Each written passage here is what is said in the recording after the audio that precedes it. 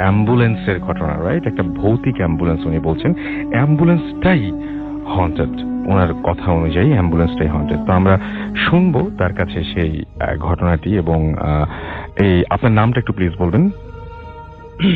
Hello listener, আমি জয়, আপনি ধানমন্ডি থেকে এসেছেন। আপনার যে ঘটনাটা ঘটেছিল সেই ঘটনাটা একটু জায়গাটা বলেন, যে কোথায় এই ঘটনাটা ঘটেছিল। এটা ঘটেছিল হচ্ছে চিটাগাং এর সীতাকুণ্ডতে। আমরা চলে যাই ঘটনায়। শিওর। আমি যে ঘটনাটা শেয়ার করব সেটা হচ্ছে একটি ভৌতিক অ্যাম্বুলেন্সকে কেন্দ্র করে। আর এই ঘটনার সাথে জড়িয়ে আছে একটি ছেলের মর্মান্তিক মৃত্যু। তো সরাসরি ঘটনা চলে যাচ্ছি রাসেল ভাই। জি প্লিজ। আমি বেশ কিছুদিন আগে চিটাগাং গিয়েছিলাম। তো চিটাগাং যে বাসাতে উঠেছিলাম সেখানে যে বড় ভাই ছিল আর কি। তো বড় ভাই আমার সাথে ঘটনাটি শেয়ার করে। ঘটনাটি হচ্ছে তাদের ফ্যামিলি রিলেটেড আর কি।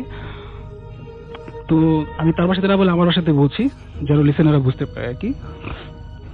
তো যাই হোক, তো তারা ছিল ফ্যামিলিতে 3 ভাই আর তার বাবা আর মা আর কি। তো তার মানে সে আর তার মাঝেরও ভাই আর কি, সে আর তার মানে মেজো ভাই আর কি, তার বাবার কাছে সবসময় ব্যস্ত থাকতো আর কি। তার বাবার অনেক বড় ব্যবসা ছিল আর কি, আড়তে। আচ্ছা। তো ব্যস্ত থাকার ওই এলাকাতেই ছিল। হ্যাঁ, ব্যস্ত থাকতো। আর হচ্ছে তার যে ছোট ভাইটি ছিল সে সবেমাত্র এইচএসসি এক্সাম দিয়েছে। সে তার মার সাথেই বাসাতে থাকতো এবং ছোটখাটো ওর কাছে হেল্প করতো। আর ছেলেটি ছিল খুবই ভালো, মানে বাইরে তেমন একটা বের হতো না, সবসময় বাসাতেই থাকতো প্রয়োজন ছাড়া আর কি। আর তাদের ফ্যামিলির একটা ওয়েল রেপুটেশন ছিল আর কি এলাকাতে। তো এমনই চলছিল। তো রাসেল ভাই হঠাৎ একদিন কোনো কারণ ছাড়াই সে ছেলেটি অসুস্থ হয়ে পড়ে। তো ফ্যামিলি চিন্তা করে যে তারা প্রাথমিক অবস্থায় বাসাতেই হয়তো চিকিৎসা করাবে, হয়তো সুস্থ হয়ে যাবে। কিন্তু আসলে রাসেল ভাই দেখা যায় যে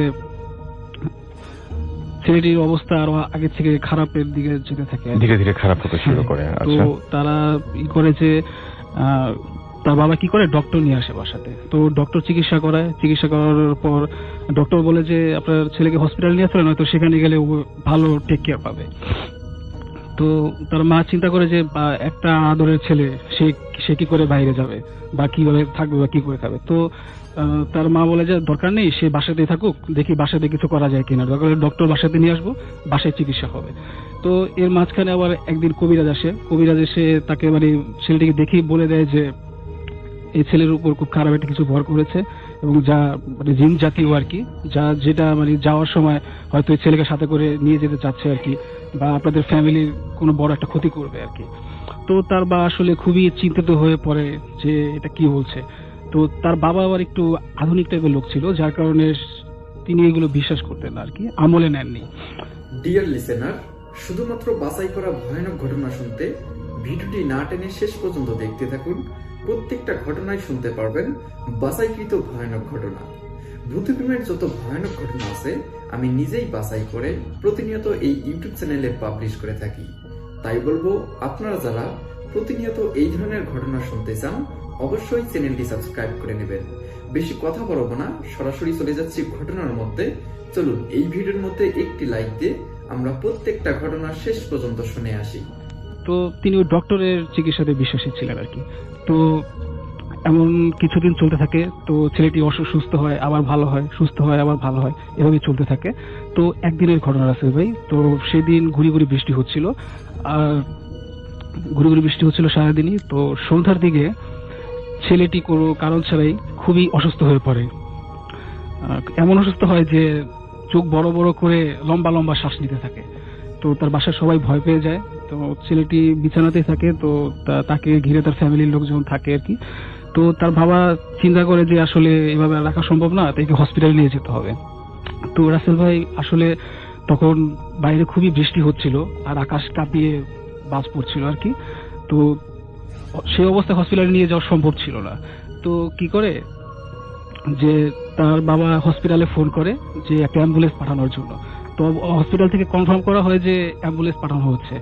তো রাসেল ভাই এখানে একটু অবাক করার বিষয় হচ্ছে কি এই যে 2 মিনিটের মাথায় মানে বাসার গেটে অ্যাম্বুলেন্স এসে হাজির হয়। আচ্ছা। তো বাসার সবাই আসলে খুবই অবাক হয়ে যায় যে এত তাড়াতাড়ি কিভাবে আসলো। কারণ বাসা থেকে যদি মাপ করা হয় যে আপনার হসপিটালের দূরত্ব হবে মিনিমাম 8 থেকে 9 মাইল দূরে, আর যদি আরো দ্রুতই আসে তাহলেও সময় লাগবে, কারণ বাসাতে আসতে হলে পেরোতে হবে অনেক আগাবাগা পথ, উঁচু নিচু পথ। তো যাই হোক, তারা এত কিছু চিন্তা না করে তো তারা সবাই মিলে বৃষ্টির মধ্যে ধরাধরি করে তো ছেলেটিকে অ্যাম্বুলেন্সে তোলে, এবং অ্যাম্বুলেন্সটি এবং মানে তার বাবা বলে যে ড্রাইভারকে বলে যে আপনি চলেন, ঠিক আছে, মানে তাড়াতাড়ি চলেন আর কি। তো তাদের ড্রাইভারের মানে এতই তারা রোগী কিন্তু ব্যস্ত ছিল যে তারা ড্রাইভারের চেহারা বা ফেস এমন কিছুই মানে তখন খেয়াল করেনি আসলে। তো তাদের ভিতরে একটা চিন্তা ছিল যে অ্যাম্বুলেন্স একজন বসে আছে, তিনি হচ্ছে অ্যাম্বুলেন্সের ড্রাইভার, এতটুকুই। তো অ্যাম্বুলেন্স চলছিল, তো তাদের কাছে মনে হলো যে অ্যাম্বুলেন্সটি খুবই মানে দ্রুত চলছে এবং সমান গতিতে চলছে। তো তাদের রাস্তায় কিন্তু আরো আঁকা বাঁকা অনেক উঁচু নিচু পথ ছিল, যার কারণে অ্যাম্বুলেন্স কিন্তু রাসেল ভাই জাম্প করার কথা আর কি বারে বারে, কিন্তু আসলে এমন কোনো মানে একে বেঁকে যাওয়ার কথা, কোনো সময় স্লো করার কথা, কোনো সময় লাফানোর কথা, বাম্প হওয়ার কথা, সেরকম কিছু হচ্ছিল না, এমন কিছু হচ্ছিল না। তো রাসেল ভাই তো এভাবে চলছিল। তো তারা রোগীকে নিয়ে আসলে ব্যস্ত ছিল। তো একটা সময় কি হয় রাসেল ভাই, রোগীর অবস্থা আরো বেশি খারাপ হয়ে যায়। তো রোগীর মুখ থেকে ব্লিডিং হতে থাকে, রক্ত বের হতে থাকে আর কি, কারণ ছাড়াই। তো আসলে তারা খুবই ভয় পেয়ে যায় যে এটা কি হচ্ছে। আর চোখ বড় বড় করে শ্বাস নিতে থাকে। তো তারা কি করে যে তারা খুবই ভয় পায় এবং তারা ড্রাইভারকে বলবে যে ড্রাইভার আরো তাড়াতাড়ি চালান। এই ভেবে যখন তারা দুজনেই একসাথে ড্রাইভারের দিকে তাকায়, তো তারা খুবই ভয় পায়, কারণ তারা দেখে যে সিটে কোনো ড্রাইভার নেই। আচ্ছা, সিটে কোনো ড্রাইভার নেই এবং অ্যাম্বুলেন্সটি একা একাই চলছে। তারা একসাথে সেটা চিৎকার করে ওঠে, এটা কি করে সম্ভব, হাউ ইজ দ্যাট পসিবল। তো যাই হোক, তারা রোগীর দিকেও আসলে রোগীর অবস্থাও খারাপ, এদিকে আবার এদিক দিয়ে অ্যাম্বুলেন্সটি একা একা চলছে, সেটা কি করে সম্ভব। কোনো ড্রাইভার নেই, এটা কিভাবে হয় আর কি। তো যাই হোক, এভাবে চলছিল। তো ছেলেটির অবস্থা খুবই খারাপ হতে দেখে তার আসলে বুঝতে পারে না কি করবে। তো তার বাবা কি করে, একটু সাহস করে মানে ড্রাইভারের সিটে যাওয়ার চেষ্টা করে, দেখে মানে অ্যাম্বুলেন্সটা হ্যান্ডেল করতে পারে কিনা। তো কোন একটা অদৃশ্য শক্তি তার বাবাকে এমন জোরে হিট করে, সে মানে ধাক্কাকে পেছনে গিয়ে পড়ে এবং সে আসলে খুবই মানে যাই হোক। তো তারপর এভাবে বসে থাকে, পিছনে গিয়ে পড়ে আর কি। তো এইভাবে অনেকক্ষণ চলতে থাকে। তো তাদের কাছে একটা সময় পরে মনে হয় যে অ্যাম্বুলেন্সটা আর মানে রাস্তার উপরে নেই, সেটা ভাসমান অবস্থায় চলছে এবং খুব দ্রুত চলছে। তো তারা আসলে বিষয়টা নিয়ে খুবই ভয় পেয়ে যায়। আর এদিক দিয়ে তার মানে ছেলের অবস্থা আরো খারাপ হতে থাকে, মানে খুবই রক্ত বের হতে থাকে, আর জামা কাপড়, শরীরে যে কাপড় থাকে সেগুলো আর কি ভিজে যায় আর কি। তো তার বাবা আসলে খুবই অবস্থা যে তার ছেলে এটা কি হচ্ছে। তো তখন সে মানে পায়ে কেঁদে ফেলে এবং বলে যে আপনি যেই হন বা যাই করছেন, আমাদের ক্ষতি করবেন না, আমার ছেলেকে বাঁচতে দিন, আমাদের হসপিটালে পৌঁছে দিন, আল্লাহর দোহাই লাগে।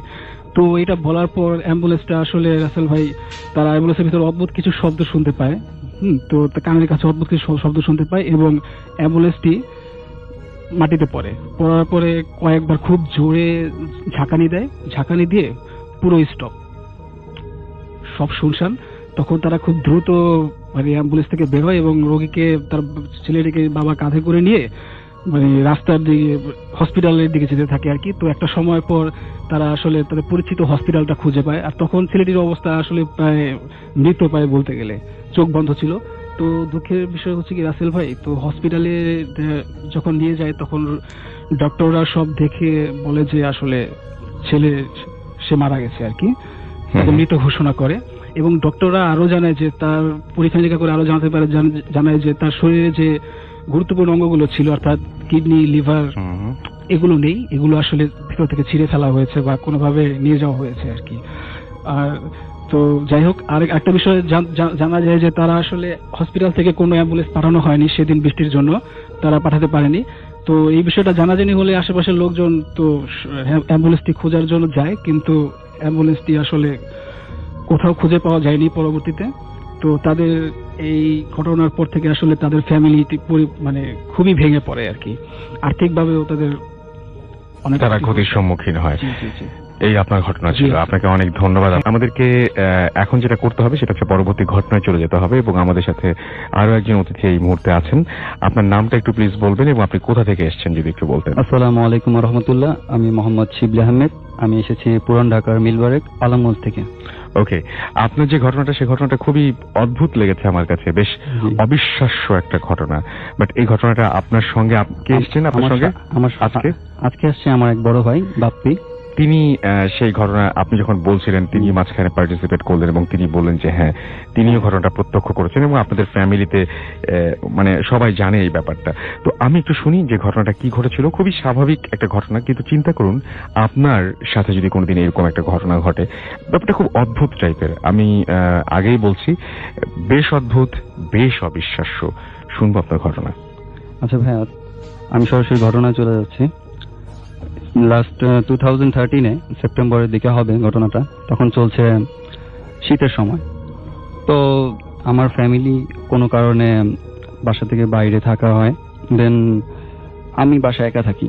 আর আমার ফ্যামিলি তেমন একটা কেয়ার করে না, বিকজ এর আগে মানে আমার অনেকেই একা থাকা হয়েছে, সেজন্য আমার ফ্যামিলি আচ্ছা। তেমন একটা কেয়ার করে না যে ও একা থাকতে পারবেন, এটা কোনো প্রবলেম হবে না। তো সেই জন্য অ্যাজ ইউজুয়াল আমি একা থাকি। দেন স্বাভাবিক সারাদিনের কাজকর্ম যেভাবেই করি সেভাবেই সারাদিনের মতো সবকিছু করে দেন জাস্ট 11টার পরে আমি বাসায় চলে আসি। হুম তো হুম। বাসায় ঢোকার পর আমি দেখতে পাই, যেটা প্রথমেই দেখতে পাই, যে আগে আমার বাড়ির কিছুটা বর্ণনা দিলে বোধহয় বেটার হয়। জি জি প্লিজ বলেন, অসুবিধা নেই। যেমন আমার বাড়িটা হচ্ছে 4 তলা, হুম হুম।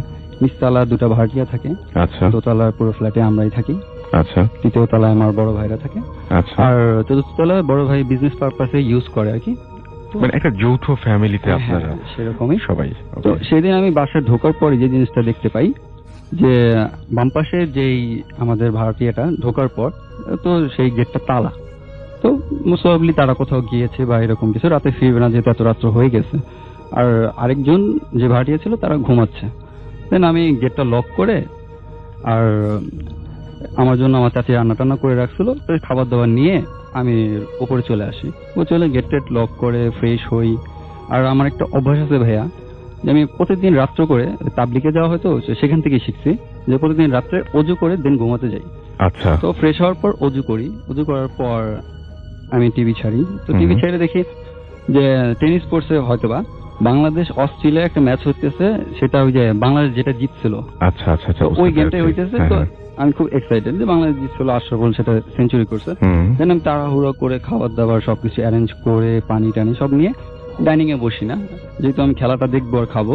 সো আমি বেডে চলে আসি। তো বসে খাইতেছি, খেলা দেখতেছি, এরকম একটা মোমেন্টে যখন আমার খাওয়ার মাঝপথে মানে আমার খাওয়ার যে ময়লাটা লাইক হাড্ডি টাইপের কিছু, আচ্ছা তো এই টাইপের কোনো কিছু যে ফেলবো, তো পুরোনো ঢাকায় মানে চিরঞ্চি ইউজ করা হয় এগুলো ফেলার জন্য, তো বা বন প্লেট এই টাইপের কিছু। তো আমি সেটা আনতে ভুলে গেছি, যেহেতু আমি তাড়াহুড়া করে সবকিছু করতে হয়েছে আমাকে। তো ভুলে গেছি, এখন সেটা গিয়ে আনবো, এদিকে একটা এক্সাইটিং ম্যাচ চলতেছে। তো সেটা উঠতে ইচ্ছে করছিল না আসলে, উঠতে ইচ্ছে করতেছিল না। তো আমি আশেপাশে তাকাই ভাইয়া, আসলে দেখি কিছু আছে কি না ফেলার মতো।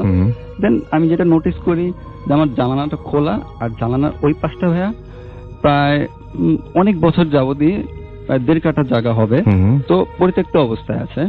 সেখানে আমার দাদি থাকতেন, তো তিনি মারা যাওয়ার পর সেখানে কেউ থাকেও নাই, প্লাস সেখানে কোনো ভাড়াটাও দেওয়া হয়নি। সে বাড়িটা একেবারে মানে সেই জায়গাটাই পরিত্যক্ত অবস্থায় আছে।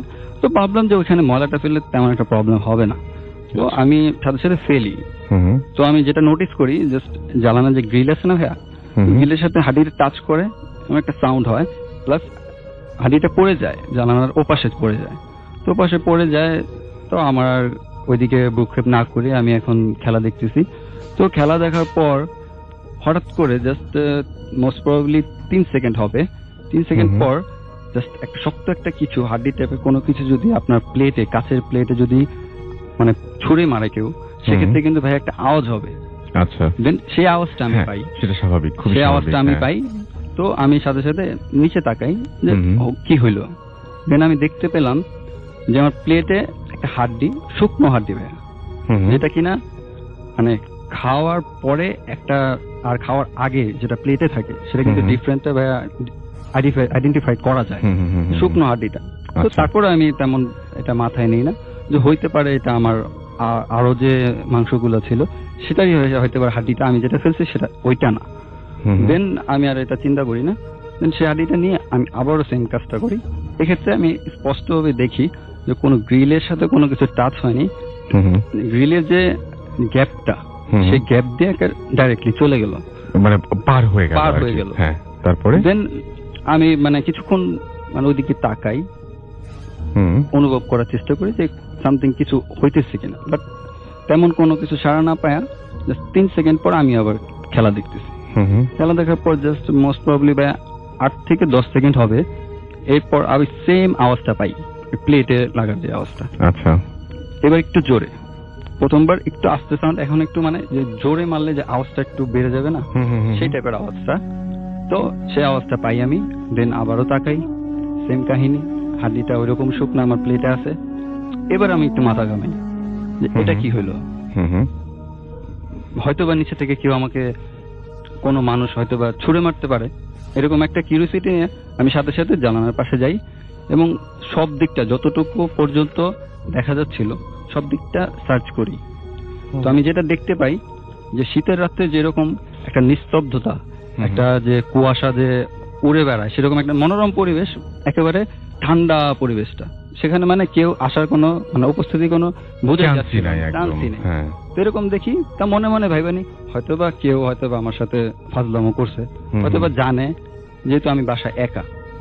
আর অন্য দিন থেকে ভাইয়া এই ব্যাপারটা একটু আলাদা যে আমি একা, কারণ অন্যান্য দিনে আমি যখন একা থাকি দেন তৃতীয় তলায় হয়তো ভাইয়েরা থাকে, নিচতলা ভাড়াটিয়া গুলো থাকে, আর এটা একটু ডিফারেন্ট কেন, দোতলায় তো আমাদের বাসায় কেউ নাই, সে সাথে ভাইয়ারাও কেউ নাই, আর 4 তলা তো কেউ থাকেই না, সেখানে ভাইয়া বিজনেস পারপাসে এই ইউজ করে।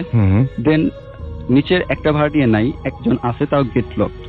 বুঝতেই পারতেছেন যে পুরোটা বাড়িতে হয়তো একটা ভাড়াটিয়া ছাড়া 4 তলা বিল্ডিং এ আমি একা একদম। তো মাস্ট বি আমি এটা থিঙ্ক করে নিছি যে এই সুযোগটা হয়তো বা কেউ নিছে আমাকে ভয় দেখানোর জন্য, বা এরকম কোন ইনটিউশন তার ভিতরে আছে, সেইভাবে করতে পারে।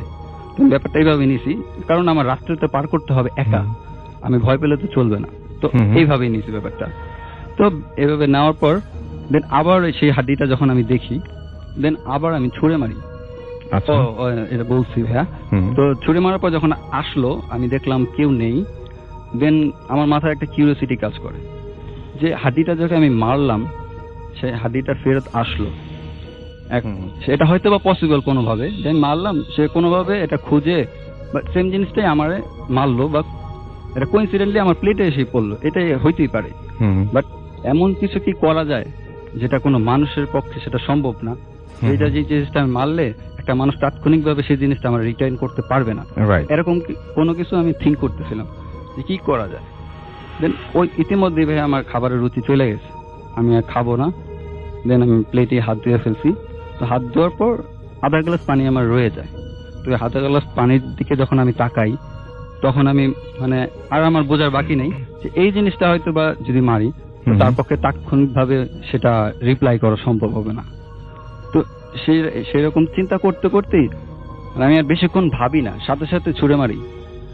তো পানিটা জানালা ক্রস করে দেন কিছু সময় পর নিচে পড়ে, আর এত নীরব ছিল যে পানিটা যে পড়ছে সেই আওয়াজটাও আমি স্পষ্ট শুনতে পেয়েছি। ওকে, তো পানিটা পড়ছে, দেন আমার ভিতরে একটু ভয় কাজ করতেছিল যে সেটাও কি ফেরত আসে কিনা, আর যদি সেটা না আসে তাহলে আমি ধরেই নিব কেউ দুষ্টুমি করছে আপনার সাথে।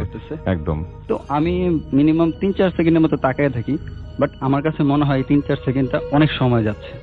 তো তারপরে আমি তাকায় থাকি, দেন পরবর্তীতে যখন 3-4 সেকেন্ড ওভার হয়ে যায় তখন আমি মনে করি যে না, এটা হয়তো বা তেমন কিছু না, আমি গেমটা দেখি, আমার মাইন্ডটা ডাইভার্ট করার চেষ্টা করি, এগুলো নিয়ে পড়ে থাকলে হবে না। দেন আমি আবার গেমে চলে আসছি। আশরাফুল ইজ 90, তো ইতিমধ্যে কিছুক্ষণ পরে হয়তো সেঞ্চুরি হবে, তো সেদিকে ই করতেছি। জাস্ট ভাইয়া আমি টিভিতে ফেরার জাস্ট 4 থেকে 5 সেকেন্ড পর মানে আচমকা একটা স্রোতের মতো মানে পানি কোথা থেকে এসে আমি পুরো ভিজে গেলাম। দেন আমি বুঝতে পারলাম না যে এটা কি হলো, বা এতটুকু সময়ের ভিতরে সেটাও রিটার্ন হয়ে আসলো। তখন আমার ভিতরে ভয় কাজ করে আর যখন আমি এই জিনিসটা দেখি, আমার শরীরের দিকে তাকাই যে আমার কোন কোন অংশে ভিজে গেছে, তো শরীরের মানে পানিটা এসে আপনাকে পুরোপুরি ভিজিয়ে দিল? পুরোপুরি আমার গেঞ্জি প্যান্ট সব ভিজে গেল। দেন ভাইয়া আমি দেখলাম যে কোথায় কোথায় ভিজছে, বা ওইদিকে আপনার গায়ে যদি কেউ পানি মারে মাত্র দেখবেন একদম কোথায়। দেন আমি দেখলাম, বাট দেখার পরেই ভাই আমি স্টান্ড হয়ে গেলাম, একই মারলাম পানি, বাট আমার শরীরটা সম্পূর্ণ ভিজে লাল হয়ে আছে। আমি এখন আমার গায়ে ভাইয়া পশম দাঁড়ায় যেতেছে যে মানে এটা কিভাবে পসিবল। এতক্ষণ তো আমি ফানিলি নিতেছিলাম ব্যাপারটা যে হয়তো বা কেউ আমার সাথে দুষ্টামি করতেছে, বাট এইটা কি হলো, সেটাই বা কেন হইলো, আমি কোনো কিছুই মিলাইতে পারতেছিলাম না ভাইয়া। তখন আমি ভাবলাম যে জিনিসটা কি, আর ওই জিনিসটা আসার পর থেকে আমার শরীরটা এতটাই ভারী হতে শুরু করলো, আমি মানে একেবারে জমে গেছি, লাইক আমি নড়াচড়া করতে পারতেছি না, আমি মানে জমেও গেছি, প্লাস আমি এত ওয়েটফুল হয়ে গেছি, মানে আমি লড়তে পারতেছি না। তখন আমি শরীরের জাস্ট একটু হাত দিয়ে কাপড় থেকে হাতে নিয়ে জাস্ট গন্ধটা স্মেলটা শোকার চেষ্টা করি যে আলটিমেটলি জিনিসটা কি। তখন আমি ক্লিয়ারলি বুঝতে পারি যেটা একটা একেবারে তাজা রক্তের একটা স্মেল, একেবারে বাজে একটা স্মেল। আর আমার শরীরে প্রচুর গরম লাগতে থাকে, আসলে যে তাজা রক্ত যে একটা গরম একটা ভাব আছে সেটা কিন্তু অনুভব করা যায়, যে সাথে সাথে যখন আমরা কোরবানির সময় গরু কোরবানি দিই তখন সাথে সাথে যে রক্তটা বের হয় সেটা কিন্তু ভাই একটু হলো গরম থাকে, টাটকা রক্তটা যেটা, তো সেই রকম একটা কিছু ফিল করি। সেই জিনিসটা দেখার পর আর বেশি মানে যে গন্ধটা যখন শুকলাম তখনই মানে মানে কেমন যেন একটা নেশার ঘোরের মতো আমার সবকিছু গোলায় যেতেছিল। আচ্ছা, আমি দেখতেছিলাম আমার টিভি, আমার ফ্যান আমার মাথার চারিদিকে এরকম ঘুরতেছে, একেবারে আমি আমার সাউন্ড গুলা ভারী হয়ে যেতেছে, আমি মানে এরকমই করতেছি। আর মাইন্ডে আমার চলতেছিল এই যে স্টেপ বাই স্টেপ ঘটনাগুলো ঘটতেছে, ছুড়ে মারলাম আসলো, পানি মারলাম আসলো, এই ঘটনাগুলো মানে 3টা স্টেপে রিক্যাপের মতো আমার সার্কেলের মতো আমার মাথায় ঘুরতেছে, ফরওয়ার্ড টাইপের, মানে তাড়াতাড়ি তাড়াতাড়ি যে এটার পর এটা হইতেছে, এটার পর এটা হইতেছে। আলটিমেটলি সব কোনো কিছু একসাথে আমার মাথায় চাপে বসলো, সবকিছু একসাথে আমি ফিল করা শুরু করলাম। আর তখনই আমি এত অস্বস্তি বোধ করলাম যে এনি টাইম এনি হাও আমি হয়তো বা সেন্সলেস হয়ে যাবো, নয়তো হয়তো বা মারা যাবো, এরকম একটা ফিল। দেন আমি তখন চিন্তা করি যে হায়াত মত আল্লাহর হাতে, হয়তো বা হায়াত থাকলে মরবো না, বাট এরকম একটা শখ যদি আমার মাইন্ডে এফেক্ট করে হইতে পারে আমি মানসিক বিকারগ্রস্ত হয়ে যেতে পারি। তো আমি হয়তো বা এখানে থাকলে কিছু না কিছু একটা হবে, সামহাও আমি যদি এখান থেকে একটু বের হয়ে বা অন্য কোথাও চলে যেতে পারি হয়তো বা আমি বাঁচতে পারি। তো এরকম একটা ইন্টিউশন আমার ভিতরে কাজ করে যে হয়তো বা আমি বের হয়ে গেলে বাঁচবো। দেন আমি অনেক চেষ্টা করি চিৎকার করার, বাট চিৎকার করতেছি, আমার চিৎকার আমি শুনতে পাইতেছি না, অন্য কেউ শুনতে দূরের কথা, আমার চিৎকার আমি শুনতে পারতেছি না। দেন আমি অনেক জোরে দৌড়ানোর চেষ্টা করতেছি, আমার শরীর এতটাই ভারী হয়ে গেছিল যে আমি জোরে দৌড়াতে পারতেছি না, কিন্তু আস্তে আস্তে আস্তে আস্তে যখন আমি চেষ্টা করতে লাগলাম তো একটু একটু মুভ করতে পারতেছিলাম। তখন যতটুকু সম্ভব, যত ফোর্সে সম্ভব আমি ছুটে গেলাম, আমাদের দরজাটা খুললাম, দেন আমি দৌড়াতে থাকলাম। তারপরে সামনে কি আসলো না কি কোথায় কি গেলাম মানে আমার এত কিছু খেয়াল নাই, আমি জাস্ট দৌড়াইতেছি, শুধু দৌড়াইতেছি, সামনে কি কোনো বাধা বিপত্তি এত কিছু আমার কেয়ার করতেছি না, আমি জাস্ট আমার বের হতে হবে এখান থেকে বা কোনো আশ্রয় আমার চলে যেতে হবে। তো সেক্ষেত্রে আমি গেলাম, তো হঠাৎ করে আচমকাই জাস্ট আমি সামনে দেখতেছি পুরো ফাঁকা ময়দান, কিছু নাই, জাস্ট আমি এমন একটা জিনিসের সাথে আমার সংঘর্ষ হইলো, সেই জিনিসটা একটা রাবার, যেমন কোন রাবারের সাথে সংঘর্ষ হইলে সেটা আবার পাঞ্চ করে ফেরত দেয় না, সেই রকম একটা কিছু, একেবারে ইনভিজিবল দেওয়ালের মতো লাইক, সেই রকমের একটা সাথে আমি বাড়ি খাইলাম। দেন আমি পাঞ্চ করে কিছু 2-3 হাত পরে গিয়ে পড়লাম, পড়ার পর আমার আর কিছু খেয়াল নাই ভাইয়া, কি হয়েছে আপনি তারপর আমি আর জানি না। পরবর্তীতে পরদিন আমি যখন ঘুম থেকে উঠি, দেন আমার ফার্স্টেই আমি দেখি আমার ড্রেস আপ গুলো চেঞ্জ, আর আমি যে রুমে বসা ছিলাম বা শুই, তো সেই রুম থেকে আমি সেই রুমে নাই, আমি আমার আম্মার রুমে। তো আমারাও সবাই চলে আসছে, তারা হয়তো সকালবেলা শুনতে পারছে। দেন আসার পর আমি জিজ্ঞেস করলাম, প্রথমেই আমার কথাটা ছিল যে আমার ড্রেস গুলো কোথায়, আমার দেখতে হবে যে ব্লাড গুলা কি এখন আছে কিনা, আমার ড্রেসগুলো কোথায়। দেন আমি জিজ্ঞেস করলাম আম্মাকে, আম্মু বললো যে ওগুলো কিছু না, তুই শুয়ে পড়, তুই অসুস্থ না। আমি বললাম না, আমার ড্রেসগুলো দেখান। বল না, তুই রেস্ট নে, ঘুমা, ঘুম থেকে উঠে আমি সব বলতেছি। দেন আমি আবার শুয়ে পড়লাম। মোস্ট প্রবাবলি প্রচন্ড জ্বরের জন্য আমাকে ইঞ্জেকশন দেওয়া হয়েছিল, হয়তো ঘুমেরও হয়তো বা দেওয়া হয়েছিল। দেন আমার প্রচন্ড ঘুমও আসতেছিল, শরীরটা প্রচুর উইক লাগতেছিল। আমি শুয়ে পড়লাম। বিকেল বেলা আমার ঘুম ভাঙে, পরিপূর্ণ একটা ঘুম হয়। বিকেল বেলা ঘুম ভাঙে প্রচন্ড মাথা ব্যথার সাথে। ঘুম থেকে উঠি, জাস্ট আমার একই কোশ্চেন, আমার ড্রেসগুলো কোথায়? কারণ আমি তো দেখবো, যত পর্যন্ত আমি না দেখবো যে রাত্রেবেলা আমি যে জিনিসটা দেখছিলাম সেটা কি আসলে ট্রু কিনা। বললো যে ড্রেসগুলো তো ফালাই দিব, তো ওইগুলো আমি টয়লেটে রাখছিলাম, এখন আছে কিনা জিয়া দেখ, হয়তো বা কেউ ফালাই দিতে পারে। তো দিন আমি বাথরুমে জাস্ট 2 থেকে 3 হাত পিছন থেকেই মানে স্মেলের জন্য আগাইতে পারতেছিলাম না, এত বাজে গন্ধ। মানে সকাল থেকে কেউ টয়লেটে যাওয়া পসিবল হয়ে উঠতেছিল না, এত বাজে গন্ধ। তো তারপর আমি কোনো মতে নাক চেপে গেলাম। যাওয়ার পর আমি দেখার চেষ্টা করলাম, দেন দেখি যে কোনো রক্ত নেই, কিছু নেই, ভেজা ড্রেসগুলো। হ্যাঁ, আপনার সঙ্গে যিনি এসেছেন আপনার ভাই, তিনিও বলছিলেন যে তারাও আসলে জামাতে কোনো রক্ত দেখেননি। তো যাই হোক, এই ছিল তো মোটামুটি আপনার ঘটনা। এই ছিল। আর পরবর্তীতে এটা আমি যখন সুস্থ হই পুরোপুরি, তখন আমি মানে এই জিনিসটা কিভাবে হইলো, কেন হইলো, এই জিনিসটা খোঁজার জন্য আমি একটু ট্রাই করি। ইভেন আমি তাবলিগ জামাতে যাওয়ার ফলে আমার ফরিদাবাদ মাদ্রাসা কিছু অনেক বুজুর্গদের সাথে পরিচয় হয়। তো তারা কি এই ব্যাপারগুলোকে ডিফাইন করতে পারতো, তো তারা কি বলেছেন একটু বলেন আমাদেরকে।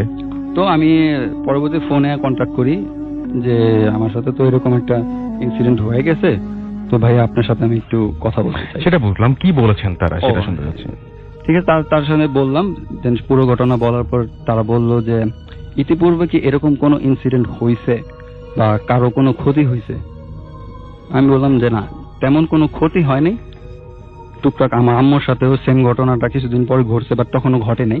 তো বললাম যে না, কোনো ক্ষতি হয়নি। তারা তখন বলল যে এখানে অনেক বছর মানে 100 বছর এই টাইপের অনেক দিন যাবতই এখানে কারো প্রেজেন্স আছে, বাট তারা যেহেতু এত ইতিপূর্বে কারো ক্ষতি করে নাই, তো তাদের ক্ষতি করারও কোনো ইচ্ছা নাই। তো সেই জন্যই হয়তো বা তোমারও কোনো ক্ষতি করেনি। বাট তোমার যে ঘটনাটা ঘটছে সেটা হয় কি, আমাদের যেরকম একটা জগৎ আছে, তো তাদেরও একটা এরকম জগৎ আছে, তাদেরও ইউনিভার্স আছে। তো তারাও চলাফেরা করে, তারাও সবকিছু করে আমাদের মতো। তো কোরআনে যেহেতু আছে জিন জাতি, মানুষ জাতি, তো সেই রকম। তো যখন যে এই ঘটনাটা ঘটছে, হয়তো বা এমন হইতে পারে যে তারা সেই জায়গায় তাদের চলাচল ছিল, তোমার কোনো কিছু ছুঁড়ে মারা হয়তো বা তার আঘাতগ্রস্ত হয়েছে, অথবা তাদের পথে সেই জিনিসটা কাটা হয়ে দাঁড়াচ্ছে, বা তার এটা লাইক করে নেই যে এই জিনিসটা তাদের সাথে হোক। জাস্ট সেই জিনিসটার হয়তো বা তারা রিপ্লাই দিছে।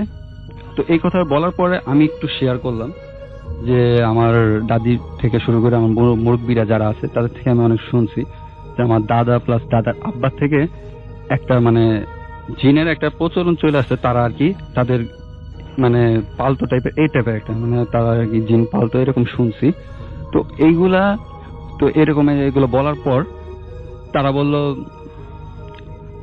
বলল যে হয়তোবা এগুলা এখনো আছে পাহারাদার হিসাবে, হয়তোবা তারাই এগুলা করছে, বাট তারা আলটিমেটলি কোনো ক্ষতি করতে চায় না। ওকে, আপনাকে অনেক ধন্যবাদ। আপনার আবারও চলে যাচ্ছি ঘটনায় এবং আমাদের প্রথম অতিথির কাছে।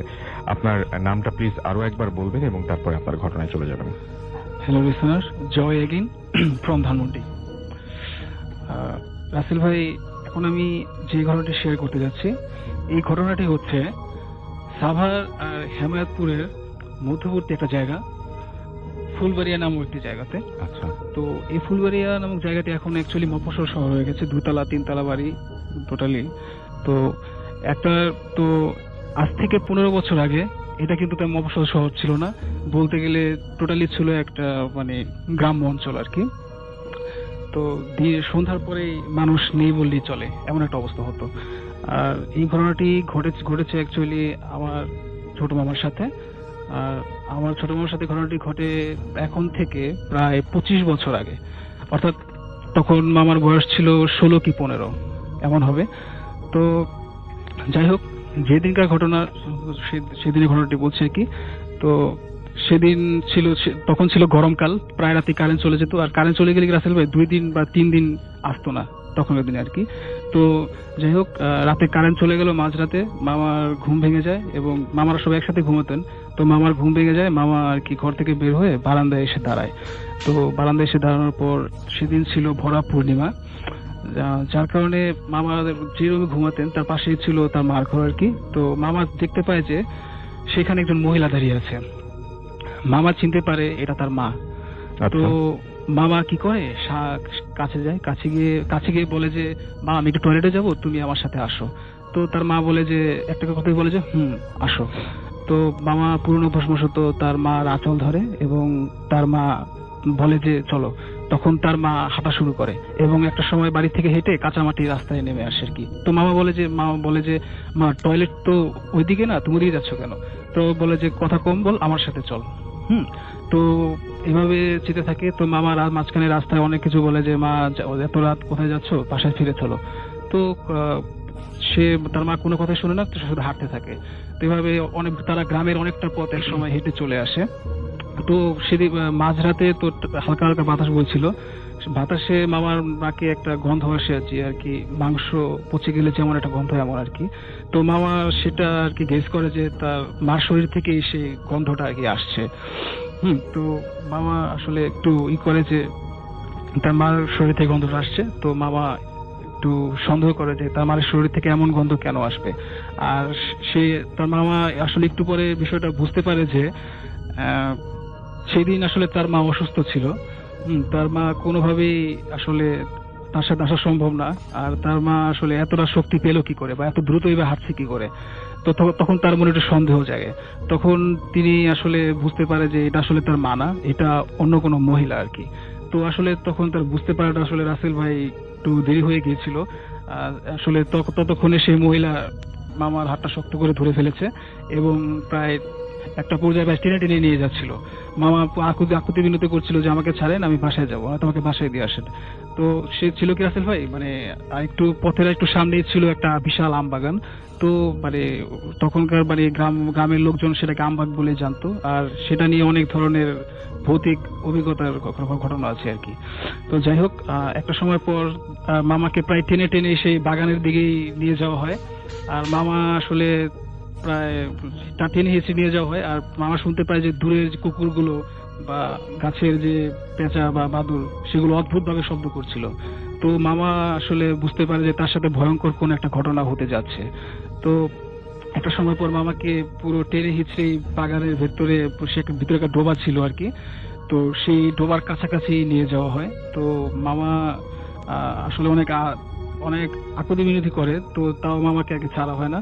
তো যাই হোক, একটা সময় পর মামাকে টেনে সেই একেবারে ডোবার কাছাকাছি নিয়ে আসা হয় এবং সেই মহিলাও ডোবার ভেতরে ডোবাইতে নামে এবং মামাকেও কি করে এক টান দিয়ে সেই ডোবাতে কোমর পর্যন্ত নামিয়ে ফেলে আর কি। তো রাসেল ভাই তখন আসলে মামার গায়ে একটু শক্তিও ছিল না, মামা শুধু তাকিয়ে তাকিয়ে দেখছিলেন। তো যাই হোক, মহিলা একটা সময় পর মামার দিকে এবার পুরোপুরি ঘুরে দাঁড়ালেন। আর মামা মানে যা দেখলেন, মানে খুবই আসলে ভয় পেলেন। তার জীবনে তিনি আসলে এত ভয় পাননি। তিনি দেখলেন যে সেটা আসলে মানুষ না, সেটা অন্য কিছু, যার মুখটা কুচকুচে কালো পুড়ে যাওয়া একটা মুখ, আর চোখে কোটরে কোনো চোখ নেই, আর মুখ দিয়ে অনেক মানে গল গল করে কিছু একটা বের হচ্ছে, চুলগুলো এলোমেলো। দেখলেই বোঝা যায় যে বহুদিন কবরে পুঁতে যাওয়া কোনো একটা লাশ উঠে এসেছে আর কি, এমন একটা ব্যাপার। তো মামা খুবই ভয় পায় এবং তার সেন্সলেস হয়ে যাওয়ার মতো অবস্থা। তো সেটা মামাকে টেনে পুরো আরো ডোবার ভেতরে নিয়ে যায় আর কি, বুক পর্যন্ত নামিয়ে ফেলে। তো মামা আসলে তখন সেন্সলেস হওয়ার আগে একটুই হয় যে তার কাঁধে কেউ একজন হাত রেখেছিল আর কি, এতটুকু মামা বুঝতে পারে। তারপর মামা আর কি অজ্ঞান হয়ে যায়। তো মামার যখন আর কি সকালে ঘুম ভাঙে, তো সে নিজেকে তার বিছানায় আবিষ্কার করে এবং দেখে যে তার মা পাশে বসে আছে এবং গ্রামের কিছু মুরব্বীও সেখানে বসে আছে। তো যাই হোক, মামা জিজ্ঞেস করে যে সে কিভাবে বেঁচে ফিরলো। তখন তার মা বলে যে ওই আমবাগানের পাশে একটা মন্দির ছিল, যেখানে এক পুরোহিত, যেখানে পুজো টুজো দেওয়া হতো আর কি, এক পুরোহিত থাকতো আর কি। তো পুরোহিত রাতের বেলা শব্দ শুনে তো সেই চিৎকারের শব্দ শুনে অনুসরণ করে আমবাগানের ভেতরে ঢুকে এবং সেখানে সেই ডোবাতে মামাকে আর কি ডুবন্ত অবস্থায় পায় এবং মামাকে টেনে তোলে আর কি। তো বলে এরপর থেকে আর কি বাবা আর কি খুবই অসুস্থ হয়ে যায়। তো মামা অসুস্থ হয়ে যাওয়ার পরে আসলে রাসেল ভাই এখনো মাঝে মাঝে একটা সময় মামা অসুস্থ থাকে। এই ছিল রাসেল ভাই আমার ঘটনা। অনেক ধন্যবাদ আপনাকে। হাই লিসেনার্স, আমি জাপান থেকে বলছি। আমি জাপানের টোকিও শহরের একটি বিশ্ববিদ্যালয়ে পিএইচডিতে অধ্যয়নরত আছি। তো আমি যখন এখানে পিএইচডিতে এনরোল করি তখন আমি টোকিওর নেরিমাকু সিটিতে নেরিমে স্টেশনের পাশেই একটা শেয়ার্ড হাউসে উঠি। এবং আপনারা জানেন টোকিও বিশ্বের মধ্যে খুব এক্সপেন্সিভ সিটিগুলোর মধ্যে একটি, যে কারণে আমি যে বাসাতে উঠি সেই বাসাটার রেন্ট ছিল অত্যন্ত বেশি এবং আমি যে স্কলারশিপ পেতাম সেই স্কলারশিপ দিয়ে আমার পক্ষে সেই বাসা ভাড়া দিয়ে আমার ডেইলি লাইফ অলমোস্ট ইম্পসিবল হয়ে ওঠে। সেজন্য আমি চিন্তা করি যে কোনো বেটার অ্যাকোমোডেশন কম ভাড়ায় পাওয়া যায় কিনা। সেজন্য আমি মনে মনে একটা বাসা খুঁজতে থাকি। বাসা খুঁজতে খুঁজতে আমি দেখি যে আসলে নেরিমাকু সিটিতে বাসা ভাড়া এরকমই। আমি আমার পছন্দের মতো বাসা কিন্তু কম ভাড়ায় আমি কিছুতেই খুঁজে পাচ্ছিলাম না। এভাবে আমি খুঁজতে থাকি। খুঁজতে খুঁজতে এক সময় আমি পেয়ে যাই একটা বাসা, যে বাসাটা অনেকটা পুরাতন একটা বাসা, যে বাসার ভিতরে ছিল একটি কমলা বাগান এবং সেখানে কিছু পাহাড় মতো ছিল এবং সেই ওয়াল বেয়ে বেশ শিকড়ের মতো অনেক বোঝা যায় যে বাসাটা অনেকদিন থেকে অবৈধ। তো আমি একদিন দেখলাম যে সেই বাসায় লেখা টুলেট, তার মানে সেখানে আমি উঠতে পারবো। তো সেজন্য আমি একদিন সেই বাসায় গেলাম এবং সেই বাসার মালিকের সঙ্গে কথা বললাম এবং আমি আশ্চর্য হলাম, ভাড়া অত্যন্ত কম। আমি আগে যে বাসায় ছিলাম এই বাসার সমপরিমাণ সুবিধা, কিন্তু এখানে ভাড়াটা জাস্ট এখানকার চেয়ে অর্ধেক। আমি মনে মনে খুশি হলাম। খুশি হয়ে আমি পরের মাসেই এই বাসায় উঠে গেলাম। উঠে যাওয়ার ফলে ভালো যাচ্ছিল। আমাদের বাসাটা ছিল একটা শেয়ার টাইপের বাসা, যেখানে 4টা রুম ছিল। 4টা রুমে আমরা 3 জন গেস্ট ছিলাম আর কি। তো আমার রুমটার সাথে একটা বাথরুম ছিল, অ্যাটাচ বাথরুম, এবং কিচেনটা ছিল আমাদের কমন কিচেন। এবং আমার রুমের মধ্যে ছিল একটা ছোট্ট সিঙ্গেল খাট, একটা টেবিল, একটা ওয়ার্ডরোব এবং একটি ফ্রিজ। তো আমার প্রথম দিকে বাসায় ভালোই লাগতো, কোনো সমস্যা হয়নি। তো 1 সপ্তাহ কি 2 সপ্তাহ যেতে আমি খেয়াল করলাম যে আমার রুমের মধ্যে কিছু মুভমেন্ট আমি রাতের বেলা দেখতে পাই। মুভমেন্টটা কেমন? রাতের বেলা আমি শুয়ে আছি, আমার যে স্টাডি টেবিলটা আছে, স্টাডি টেবিলের জায়গাতেই থাকার কথা, কিন্তু আমি রাত্রে স্টাডি টেবিলে স্টাডি করে এসে বিছানায় শুই, কিন্তু সকালবেলা উঠে দেখি স্টাডি টেবিলটা ওখানে নেই। স্টাডি টেবিলটা আমার খাটের সাথে জাস্ট খাট বরাবর সেখানে স্টাডি টেবিলটা। তো আমি প্রথমে ভাবি যে এটা মনে হয় আমার ভুল বা এরকম কিছু, তো আমি পাত্তা দিই না। এভাবে আমি পরে 2-3 দিন পরে আবার দেখি হ্যাঁ টেবিলটা আবার মুভ করছে, সেখান থেকে চলে আসছি। এভাবে দেখি প্রায় টেবিলটা মুভ করে। তো আমি চিন্তা করলাম যে আমি এভাবে থাকবো না, আমি পরীক্ষা করবো আসলে কি ঘটনাটা ঘটে। সেজন্য আমি কি করলাম, একদিন রাত্রে আমি আমার লাইটার এবং সিগারেট প্যাকেটটা আমার ট্রাউজারের পকেটে নিয়ে লাইটটা বন্ধ করে দিয়ে আমি জাস্ট জেগে থাকলাম, কিন্তু চোখ বন্ধ করে থাকলাম। তখন রাত প্রায় 2টো হবে। 2টোর দিকে আমি জাগা আছি, কোনো কিছু হয় না, কোনো রাত যখন প্রায় 3টা বাজে তখন আমি দেখলাম একটা সাউন্ড, শর্ট একটা শব্দ রুমের ভিতরে। তো আমি তখন সেটাকে পাত্তা দিলাম না, কিন্তু তারপরে আমি যেটা দেখলাম সেটা হলো যে আমাদের স্টাডি টেবিলটা জাস্ট ঘুষে চলে আসছে আমার দিকে। আমি খুবই ভয় পাচ্ছিলাম, কিন্তু তবুও আমি খুব চুপ করেছিলাম যে আমি সবটা আমাকে দেখতে। তারপর ধীরে ধীরে স্টাডি টেবিলটা এসে যেখানে প্রতিদিন থাকে সেখানে স্থির হলো। তখন আমি জাজ করলাম কে বলে চিৎকার দিয়েছি, আর সঙ্গে সঙ্গে আমি একটা মহিলার আর্তনাদের মতো একটা কণ্ঠ শুনতে পেলাম। জাতীয় একটা শব্দ হলো। শব্দ হওয়ার পরে আমি লাইট জ্বালালাম। লাইট জ্বালিয়ে আমি কিছু দেখতে পেলাম না, কিন্তু আমি জাস্ট দেখলাম যে আমার পড়ার টেবিলটা পড়ার জায়গায় নেই, জাস্ট টেবিলটা এসে আমার খাটের এখানে লেগে। আমি এতে খুবই ভয় পাই এবং ভয় পেয়ে আমি জাস্ট একের পর এক সিগারেট শেষ করতে থাকি এবং আমি ভোর হলে জাস্ট সেখান থেকে সেই বাসা থেকে কিছু না খেয়ে আমি বের হয়ে যাই এবং আমি খুব তাড়াতাড়ি আমার ইউনিভার্সিটি চলে যাই। ইউনিভার্সিটি থেকে ফিরেই আমি মালিককে বলি আমি বাসাতে আর থাকবো না। তো উনি বললেন কেন? তখন আমি মালিককে সব খুলে বললাম। তখন মালিক বললো যে সেই রুমে নাকি একটা মেয়ে আগে ভাড়া থাকতো, সেই রুমের যে জায়গাটাতে আমার টেবিলটা স্থির হয় সেখানে সে গলায় ফাঁস দিয়ে আর কি আত্মহত্যা করছিল। তারপর থেকে এই বাসাটা পুরো অবস্থায় ছিল। প্রায় 10 বছর পরে আবার সে ভাড়ার জন্য দিয়েছে, কিন্তু সেই উৎপাদটা এখনো থেকেই গেছে আর কি। তো আমি আর সেখানে থাকতে পারলাম না। আমি জাস্ট সেদিনই আমি আমার এক বন্ধুর সাথে থাকলাম, বা পরের দিন আমি সেই বাসা ত্যাগ করে আমি আবার আমার পূর্বের বাসায় এসে আছি। এখন থেকে আমার আর কোনো সমস্যা হয়নি। ধন্যবাদ রাসেল ভাই। এই মুহূর্তে যে অতিথি আমাদের সঙ্গে রয়েছেন তিনি অনেক কিছুই আগে থেকে বুঝে ফেলতে পারেন, সেরকম একটা ব্যাপারই তিনি আমাদেরকে বলছিলেন। এবং তিনি কিভাবে সেই ঘটনাটা শুরু হলো সেটা তার কাছ থেকে শুনবো। কবে থেকে তিনি বোঝা শুরু করলেন, কি ব্যাপার তিনি বুঝতে পারতেন। যে ব্যাপারটা হচ্ছে যে অনেক সময় আমরা স্বপ্ন দেখি, স্বপ্নেতে আমরা অনেক কিছু আভাস পাই, কিন্তু ওনাটা একটু ব্যতিক্রম। ধরেন যে স্বপ্নের মধ্যেই আপনি কোনো একটা ক্রাইম করলেন, সেই ক্রাইমে উনি নিজে পার্টিসিপেট করেন। মানে আপনি কাউকে, কোনো একজন মানুষ মারা যাবে, সেইটাই যদি আপনি নিজেও সেই মানুষটাকে মারার ক্ষেত্রে অংশগ্রহণ করেন, তাহলে ব্যাপারটা কতটা ভয়ঙ্কর হতে পারে একটু চিন্তা করে দেখুন। আমরা চলে যাচ্ছি তার কাছে। আপনার নামটা একটু প্লিজ বলবেন, আপনি কোথা থেকে এসেছেন একটু বলবেন। হ্যালো লিসেনার্স, আমার নাম আবির, আমি ড্যাফোডিল ইন্টারন্যাশনাল ইউনিভার্সিটিতে পড়ছি, 3rd ইয়ার। আমার ঘটনার প্রথম শুরু হচ্ছে, আমি তখন এসএসসি পরীক্ষা দিব 2009 সাল। আমার নানু মারা যায় ওই বছরটাতেই, ফেব্রুয়ারি মাসে।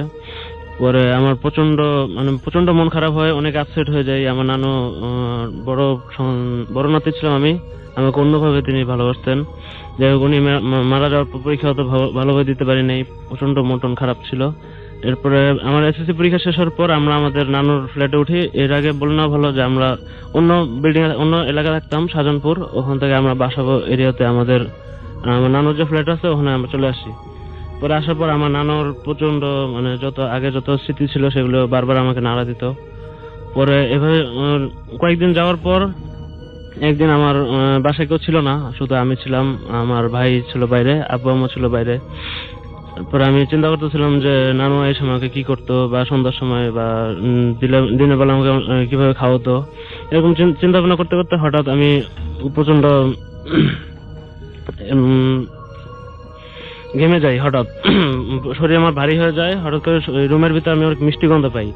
মিষ্টি গন্ধ পাওয়ার পরে আমার মনে হয় প্রচন্ড ঘুম আসতে থাকে, প্রচন্ড শরীর ভারী হতে থাকে। হঠাৎ করে আমার রুমের টিএনটি ফোনটা বাজতে থাকে। আমার তখন মনে হয় টিএনটি হতে আমার এক বন্ধু ফোন দিচ্ছে, যে ওই আগের এলাকাতে থাকতো, তার নাম হচ্ছে রাশিক। এবার আমি দৌড়ে গিয়ে ফোনটা ধরি এবং ফোনটা রিসিভ করার পর বলে যে হ্যাঁ হ্যালো ভাইয়া। আমি বললাম হ্যাঁ কে? রাশিক? বলছে হ্যাঁ ভাই আমি রাশিক। পরে আমি একটু অবাক হয়ে যাই, পরে কথা বলতে পারি না, ভয়ে ফোনটা রেখে দিই। পরে 2-3 দিন পর এরকম একটা ঘটনা ঘটে। আমি ঘুমিয়ে থাকি রাত্রেবেলায়, তখন প্রায় 2টা বাজে। ঘুমের মধ্যে আমি চিন্তা করি যে আমি দেখতে থাকি যে আমি একটা গ্রিল কাটছি। আপনি নিজেই গ্রিল কাটছেন? আমি নিজেই গ্রিল কাটছি। আওয়াজটা আমি নিজে শুনতে পাচ্ছি। আমাকে কেউ বলছে যে গ্রিলটা আস্তে কাট, শব্দ শোনা যাচ্ছে। তারপর আমি গ্রিলের শব্দ একটু কমিয়ে দিই। এরপরে হঠাৎ করে দেখি ভিতরের রুমে কোন একটা রুমে লাইট জ্বলে উঠলো। বলতেছে পালা তাড়াতাড়ি চল। তখন আমি বের হয়ে যাই, তাড়াতাড়ি দৌড়তে থাকি। হঠাৎ করে আমার ঘুম ভেঙে যায়। ঘুম ভেঙে যাওয়ার পর আমি নিজেকে প্রচন্ড ঘর্মক্ত অবস্থায় পাই। আমার প্রচন্ড ঘাম হতে থাকে, বুক ধরফর করতে থাকে। আমার ছোট ভাই পাশে ঘুমানো ছিল, তাকে অনেক ধাক্কাধাক্কি করে যে উঠ কিছু একটা হয়েছে। পরে ও কোনো সারা শব্দ দেয় না। আমি অনেক ভয় না তখন ঘুমাতে যাই। পরের দিন সকালবেলায় আমার ওই এলাকার যে ফ্রেন্ড ছিল রাশিক, সে আমাকে ফোন দিয়ে বলে যে ভাইয়া একটা দুর্ঘটনা ঘটছে। আমি কি? বলতেছে আমাদের এলাকায় আমাদের বাসায় ওদেরকে ডাকাতি হয়েছে। আমাকে ডাকাতি হয়েছে মানে কিভাবে? পরে বলতেছে নিচতলায় কে যেন গ্রিল কাটছে। আমি বললাম গ্রিল কি তোমাদের পাকঘরে জানলা দিয়ে কাটছে? পরে বলতেছে তুমি এই কথা কিভাবে জানলা? আমি বলতেছি না আমার মনে হলো, তাই এর জন্য বললাম। এরপরে আমি প্রচন্ড ভয় পাই। হঠাৎ 2-3 দিন এই টেনশন, আমি ঘুমাইতে পারি না যে আবার ঘুমাইলে আমি কি দেখবো না দেখবো। পরে 2-3 দিন ব্যাপারটা আপনি মোটেও এনজয় করেননি, কারণ নিজে আপনি পার্টিসিপেট করতেন সেই ব্যাপারটাতে। হ্যাঁ ওকে। তারপরে ঘটনা হচ্ছে 2-3 দিন পর আমি আবার ঘুমাতে যাই, এরকম রাত্রে 1-2টার সময়। ঘুমাতে গিয়ে দেখি ঘুমানোর সময় হঠাৎ করে ফিল হয় যে আমি হাঁটছি ঘুমের ভিতরেই। আমার হাতের ভিতরে কিছু ধাতব পদার্থ, রড বা পাইপ এরকম কিছু। আমাকে একজন বলছে যে আজকে ওকে পেলে কিছু একটা করে ফেলবো, মারধর করবো। তো আমি বলতেছি ঘুমের মধ্যে যে না, মারধর করা দরকার নাই, তাকে বুঝালেই হবে। কিন্তু তা বলছে না ঠিক আছে। পরে আমরা 2-3 জন একসাথে হাঁটছি, হাতের মধ্যে রড সবারই। একজন গিয়ে একটি টিনের বাড়িতে নক করলো। এখন আমি খেয়াল করলাম যে টিনের বাড়ির ডান পাশে একটা সিএনজি আছে। তখন আমার ইনস্ট্যান্ট মনে হলো যে এটা একটা সিএনজি চালকের বাসা হতে পারে। যাক, একজন নক করলো, নক করার পরে একজন বের হলো ঘুম ঘুম চোখে, যে হ্যাঁ ভাই কি হয়েছে। পরে বলতেছে, একজন বলতেছে যে ভাই আপনি আমার কাছে কিছু টাকা পেতেন, আপনি তো আসেন, আপনাকে টাকাটা দিচ্ছি। পরে ওই লোকটা বের হলো, বের হওয়ার পর আমরা 2-3 জন তার উপর ঝাঁপিয়ে পড়লাম, রড নিয়ে, পাইপ নিয়ে। আমরা প্রচন্ড আঘাত করতে থাকলাম। হঠাৎ করে ঘরের ভিতর থেকে অনেক হই হই শোনা গেল যে কি হলো। এরপর 2-3 জন অনেক লোক বের হয়ে গেল। পরে আমরা দৌড়াতে থাকলাম রড নিয়ে। দৌড়াতে হঠাৎ আমার ঘুমটা ভেঙেছে, আমি প্রচন্ড ঘরমুক্ত অবস্থায় নিজেকে পাই। পরে আমার ছোট ভাইকে আবার ধাক্কাধাক্কি করলাম যে আমি কাউকে হয়তো আহত করছি বা এরকম কিছু। পরে আমার বুক ধরফর করতে লাগলো। উঠে ফ্রেশ হলাম, হাত মুখ ধুলাম, মানে এরপর আমার এই ভাবটা কম ছিল না। পরের দিন আমি পেপারে হয়তো এই জিনিসটা খেয়াল করি নাই, কিন্তু এরপরের দিনের পেপারে আমি জিনিসটা একটু ঘাটাঘাটি করলাম, 2-3টা পেপার একসাথে, যে এই টাইপের কোনো নিউজ আমি পাই কিনা, যে কোনো সিএনজি চালক আহত কিনা। পরে আমি খুঁজলাম, একটা পেপারে একটা ছোট একটা কলাম দেখতে পেলাম যে অজ্ঞাত যুবকদের হাতে সিএনজি চালক গুরুতর আহত। মানে এই সংবাদটা পাওয়ার পর আমি মানে নিজেকে আর কন্ট্রোল করতে পারিনি। আমার ছোট ভাইকে এই জিনিসটা বলি, সে এটা বিশ্বাস করতে চায় না, বলতে না তুমি যা দেখছো ভুল দেখছো। আমি ভুল তো দেখি নাই, আমি নিজে এটা ফিল করছি এবং নিজে আমি তাকে হিট করছি মেবি। এরপরে একটা ঘটনা হচ্ছে যে আমার যে ছোট ভাই আশিক, এখন আমি চিন্তা ভাবনা করতেছি যে এই জিনিসটা যদি দিনকে দিন ঘটতে থাকে, আমার তো মানে অবস্থা আগের মধ্যে থাকবে না। আমি খুব মানে ভয়ের মধ্যে দিন যাপন করতেছি। এর মধ্যে ছোট ছোট কিছু ঘটনা ঘটে, যে আমি রাত্রেবেলা যখন ঘুমাই, যে আমার টেবিলে কিছু ঠক ঠক ঠক ঠক আওয়াজ শুনি, যেটা আমার ছোট ভাইকে আমি শুনিয়েছি। ইনফ্যাক্ট এরকম আমি যখন রাত্রে লাইট অফ করি, রাত্রে 12টা 12:30 1টার দিকে টেবিলে কেউ নক করলে যেমন ঠক ঠক ঠক আওয়াজ করে, লাইটটা জ্বাললে তখন আর সেই শব্দটা বন্ধ হয়ে যায়। এবং আপনি এখন মোটামুটি এখনো এই অবস্থার মধ্যে আছেন, আপনি যে কোনো জিনিস মোটামুটি আগে থেকে বুঝতে পারেন? হ্যাঁ, মোটামুটি আগে থেকে বুঝতে পারি। দেন সেটাকে আপনি স্বপ্নেই সবসময় দেখেন নাকি অনেক সময় চিন্তা থেকেও আপনার বেরিয়ে আসে? কোনো জিনিস নিয়ে বা কাউকে নিয়ে ব্যক্তি বিশেষে যদি আমি খুব ডিপলি চিন্তা করতে থাকি, তার সম্বন্ধে আমি অনেক প্রেডিকশন করে ফেলতে পারি, এবং সেটা সবসময় সত্যি হয়েছে। এখন পর্যন্ত আমি যতগুলো মানে ট্রাই করছি ততগুলো সত্যি হয়েছে। কি মনে হয় আপনার, কেন এরকম হয়? আমি এখনো ঠিক বলতে পারছি না, তবে একা একা থাকতে আমার খুব ভয় লাগে, এটা হচ্ছে বড় কথা। মানে এই কারণে যে আপনি কোনো কিছু দেখে ফেলতে পারেন বা বুঝে ফেলতে পারেন, এই কারণে বুঝে ফেলতে পারি এরকম একটা কিছু। এবং আপনার স্বপ্নের ধরনটা একটু আলাদা। সেটা হচ্ছে সাধারণত মানুষ স্বপ্নে অনেক কিছু দেখেন যেটা সত্যি হয়, কিন্তু এইখানে আপনি যেটা হচ্ছে সেটা হচ্ছে কোনো একটা ঘটনা ঘটছে, সেই ঘটনার প্রত্যেকটা জায়গাতে আপনি নিজে আছেন, আমি ইনভলভ আছি, আপনি নিজে ইনভলভ। সেটা খুবই খুবই খুবই অদ্ভুত ব্যাপার। আপনাকে অনেক ধন্যবাদ। আমি সরাসরি চলে যাচ্ছি আমাদের শেষ অতিথির কাছে। আপনার নামটা প্লিজ একটু বলবেন এবং আপনি কোথা থেকে এসেছেন? হ্যালো লিসেনার, আমি অনিক ফ্রম ধানমন্ডি 27 ডেফিনেটলি ইন্টারন্যাশনাল কলেজে ফার্স্ট ইয়ারে আছি। আসলে সবাইকে প্রথমেই থ্যাঙ্কস। ওকে, আপনাকে একটু মাইক্রোফোনের কাছাকাছি চলে আসতে হবে। আচ্ছা, আপনি থাকেন ধানমন্ডি 27 নম্বরে, এবং আপনি বলছিলেন যে আপনাদের বাসাটায় খুব অদ্ভুত টাইপের কিছু ঘটনা ঘটে, রেগুলারলি ঘটছে। কি ধরনের ঘটনা আপনাদের বাসায় ঘটে? আসলে আমাদের বাসাটা হলো অনেক পুরনো একটা বাসা। ওইটা মানে সবচেয়ে বড় বাসাটা, বেশি একটা বড় না, দোতলার বাসা। ওইটাতে মানে আমরা থাকি। আমাদের বাসাটায় মানে বাউন্ডারিতে 2টা বিল্ডিং, আমি যেই বিল্ডিংটাতে থাকি আর একটা বিল্ডিং, ওইটাতে অফিস, আমার আব্বুর অফিস, দোতলা। আসলে ঘটনাটা কি, আমি সবসময়ই বরাবরের মতো 12টা 1টা দিয়ে মানে স্টাডি শেষ করে ঘুমিয়ে পড়ি। ওই দিনও ঘুমিয়ে পড়েছিলাম। ঘুমের পর মানে রাত 2টায় আমি হঠাৎ করে জেগে উঠি। জাগার পর মানে ওয়াশরুমে যাই। ওয়াশরুম থেকে বের হওয়ার পর মানে ফেসবুক চালানোর জন্য একটু সময় নেই। তারপর মানে আমার একটা বাজে অভ্যাস আছে, আমি অনেক রাত পর্যন্ত ফেসবুক ইউজ করি। এই জন্য মাঝে মধ্যে বারান্দায় যেতে হয় আমার। এই জন্য বারান্দায় গেছি। ওই দিনও বরাবর মতো হঠাৎ গেছি, যাওয়ার পর মানে ফেসবুক ইউজ করতেছি, চ্যাটিং। এরপর পাশের বিল্ডিং এর ছাদে আমার মানে চোখ যায়। হঠাৎ করে যা দেখতে পাই তা হলো ছাদের 2 পাশে, ডান পাশ এবং বাম পাশে 2টা পাঞ্জাবি পরা সাদা 2টা লোক, মানে অনেক বৃদ্ধ, হাতে পেপার মানে পত্রিকা পড়তেছে। পরে আমি খুবই মানে ওইটা দেখে খুবই ভয় পাই। এবং আপনাদের ছাদে না পাশের বাড়ির ছাদে? মানে আমাদের বাউন্ডারির মধ্যে, অন্য বিল্ডিংটাতে। তখন কয়টা বাজে রাত? ওই টাইমে 2:15 মতো বাজে। 2:15 মতো বাজে, এবং অন্ধকারের মধ্যে পেপার হাতে নিয়ে বসে আছেন? হ্যাঁ, মানে ওই দিন পূর্ণিমা রাত ছিল, মানে চাঁদের দেখা যেতেছিল। আচ্ছা, কিন্তু কোন সুস্থ মানুষ সাধারণত ওই সময় পত্রিকা না, হাতে না। থাকবেন না, সেটাই। বৃদ্ধ অনেক, মানে ওনার মুখটা, ফেসটা দেখা যাচ্ছিল না, নিচের টুক দেখা যাচ্ছিল, পাটা পাঞ্জাবি। তারপর হঠাৎ করে পেপারটা সরাইছি, এরপরে যা দেখছি তা আমি কোনোদিন অ্যাকসেপ্ট করি নাই। হঠাৎ দেখলাম ওনার মানে মাথা নাই, গলা থেকে নিচের বডিটা শুধু, ওই জায়গা থেকে মানে ব্লাড ঝরতেছে। ওই টাইমে আমি ওইটা দেখে খুবই মানে ভয় পাই, সাথে সাথে মানে চিৎকার করি এবং রুমের ভিতরে দৌড়ে চলে যাই, সেন্সলেস হয়ে যাই। ওপর আমার আব্বু সবাই মানে আব্বু টাব্বু আসে, ফ্যামিলির আইসা মানে আমাকে ধরে এবং মানে পানি টানি দেয় চোখে মুখে। আমি ওই যখন ওই সেন্স পাই ওই সময় আমি দেখি আমার বেডে। তারপর আমি ঘটনাটা বললাম সবাইকে, মনে করছি ওরা হয়তো আমি ভুল টুল দেখছি। যাই হোক, ওই জায়গায় ঘটনাটা শেষ হলে ভালো হতো। পরের দিন আমার মানে 2-3 দিন খুবই জ্বর থাকে।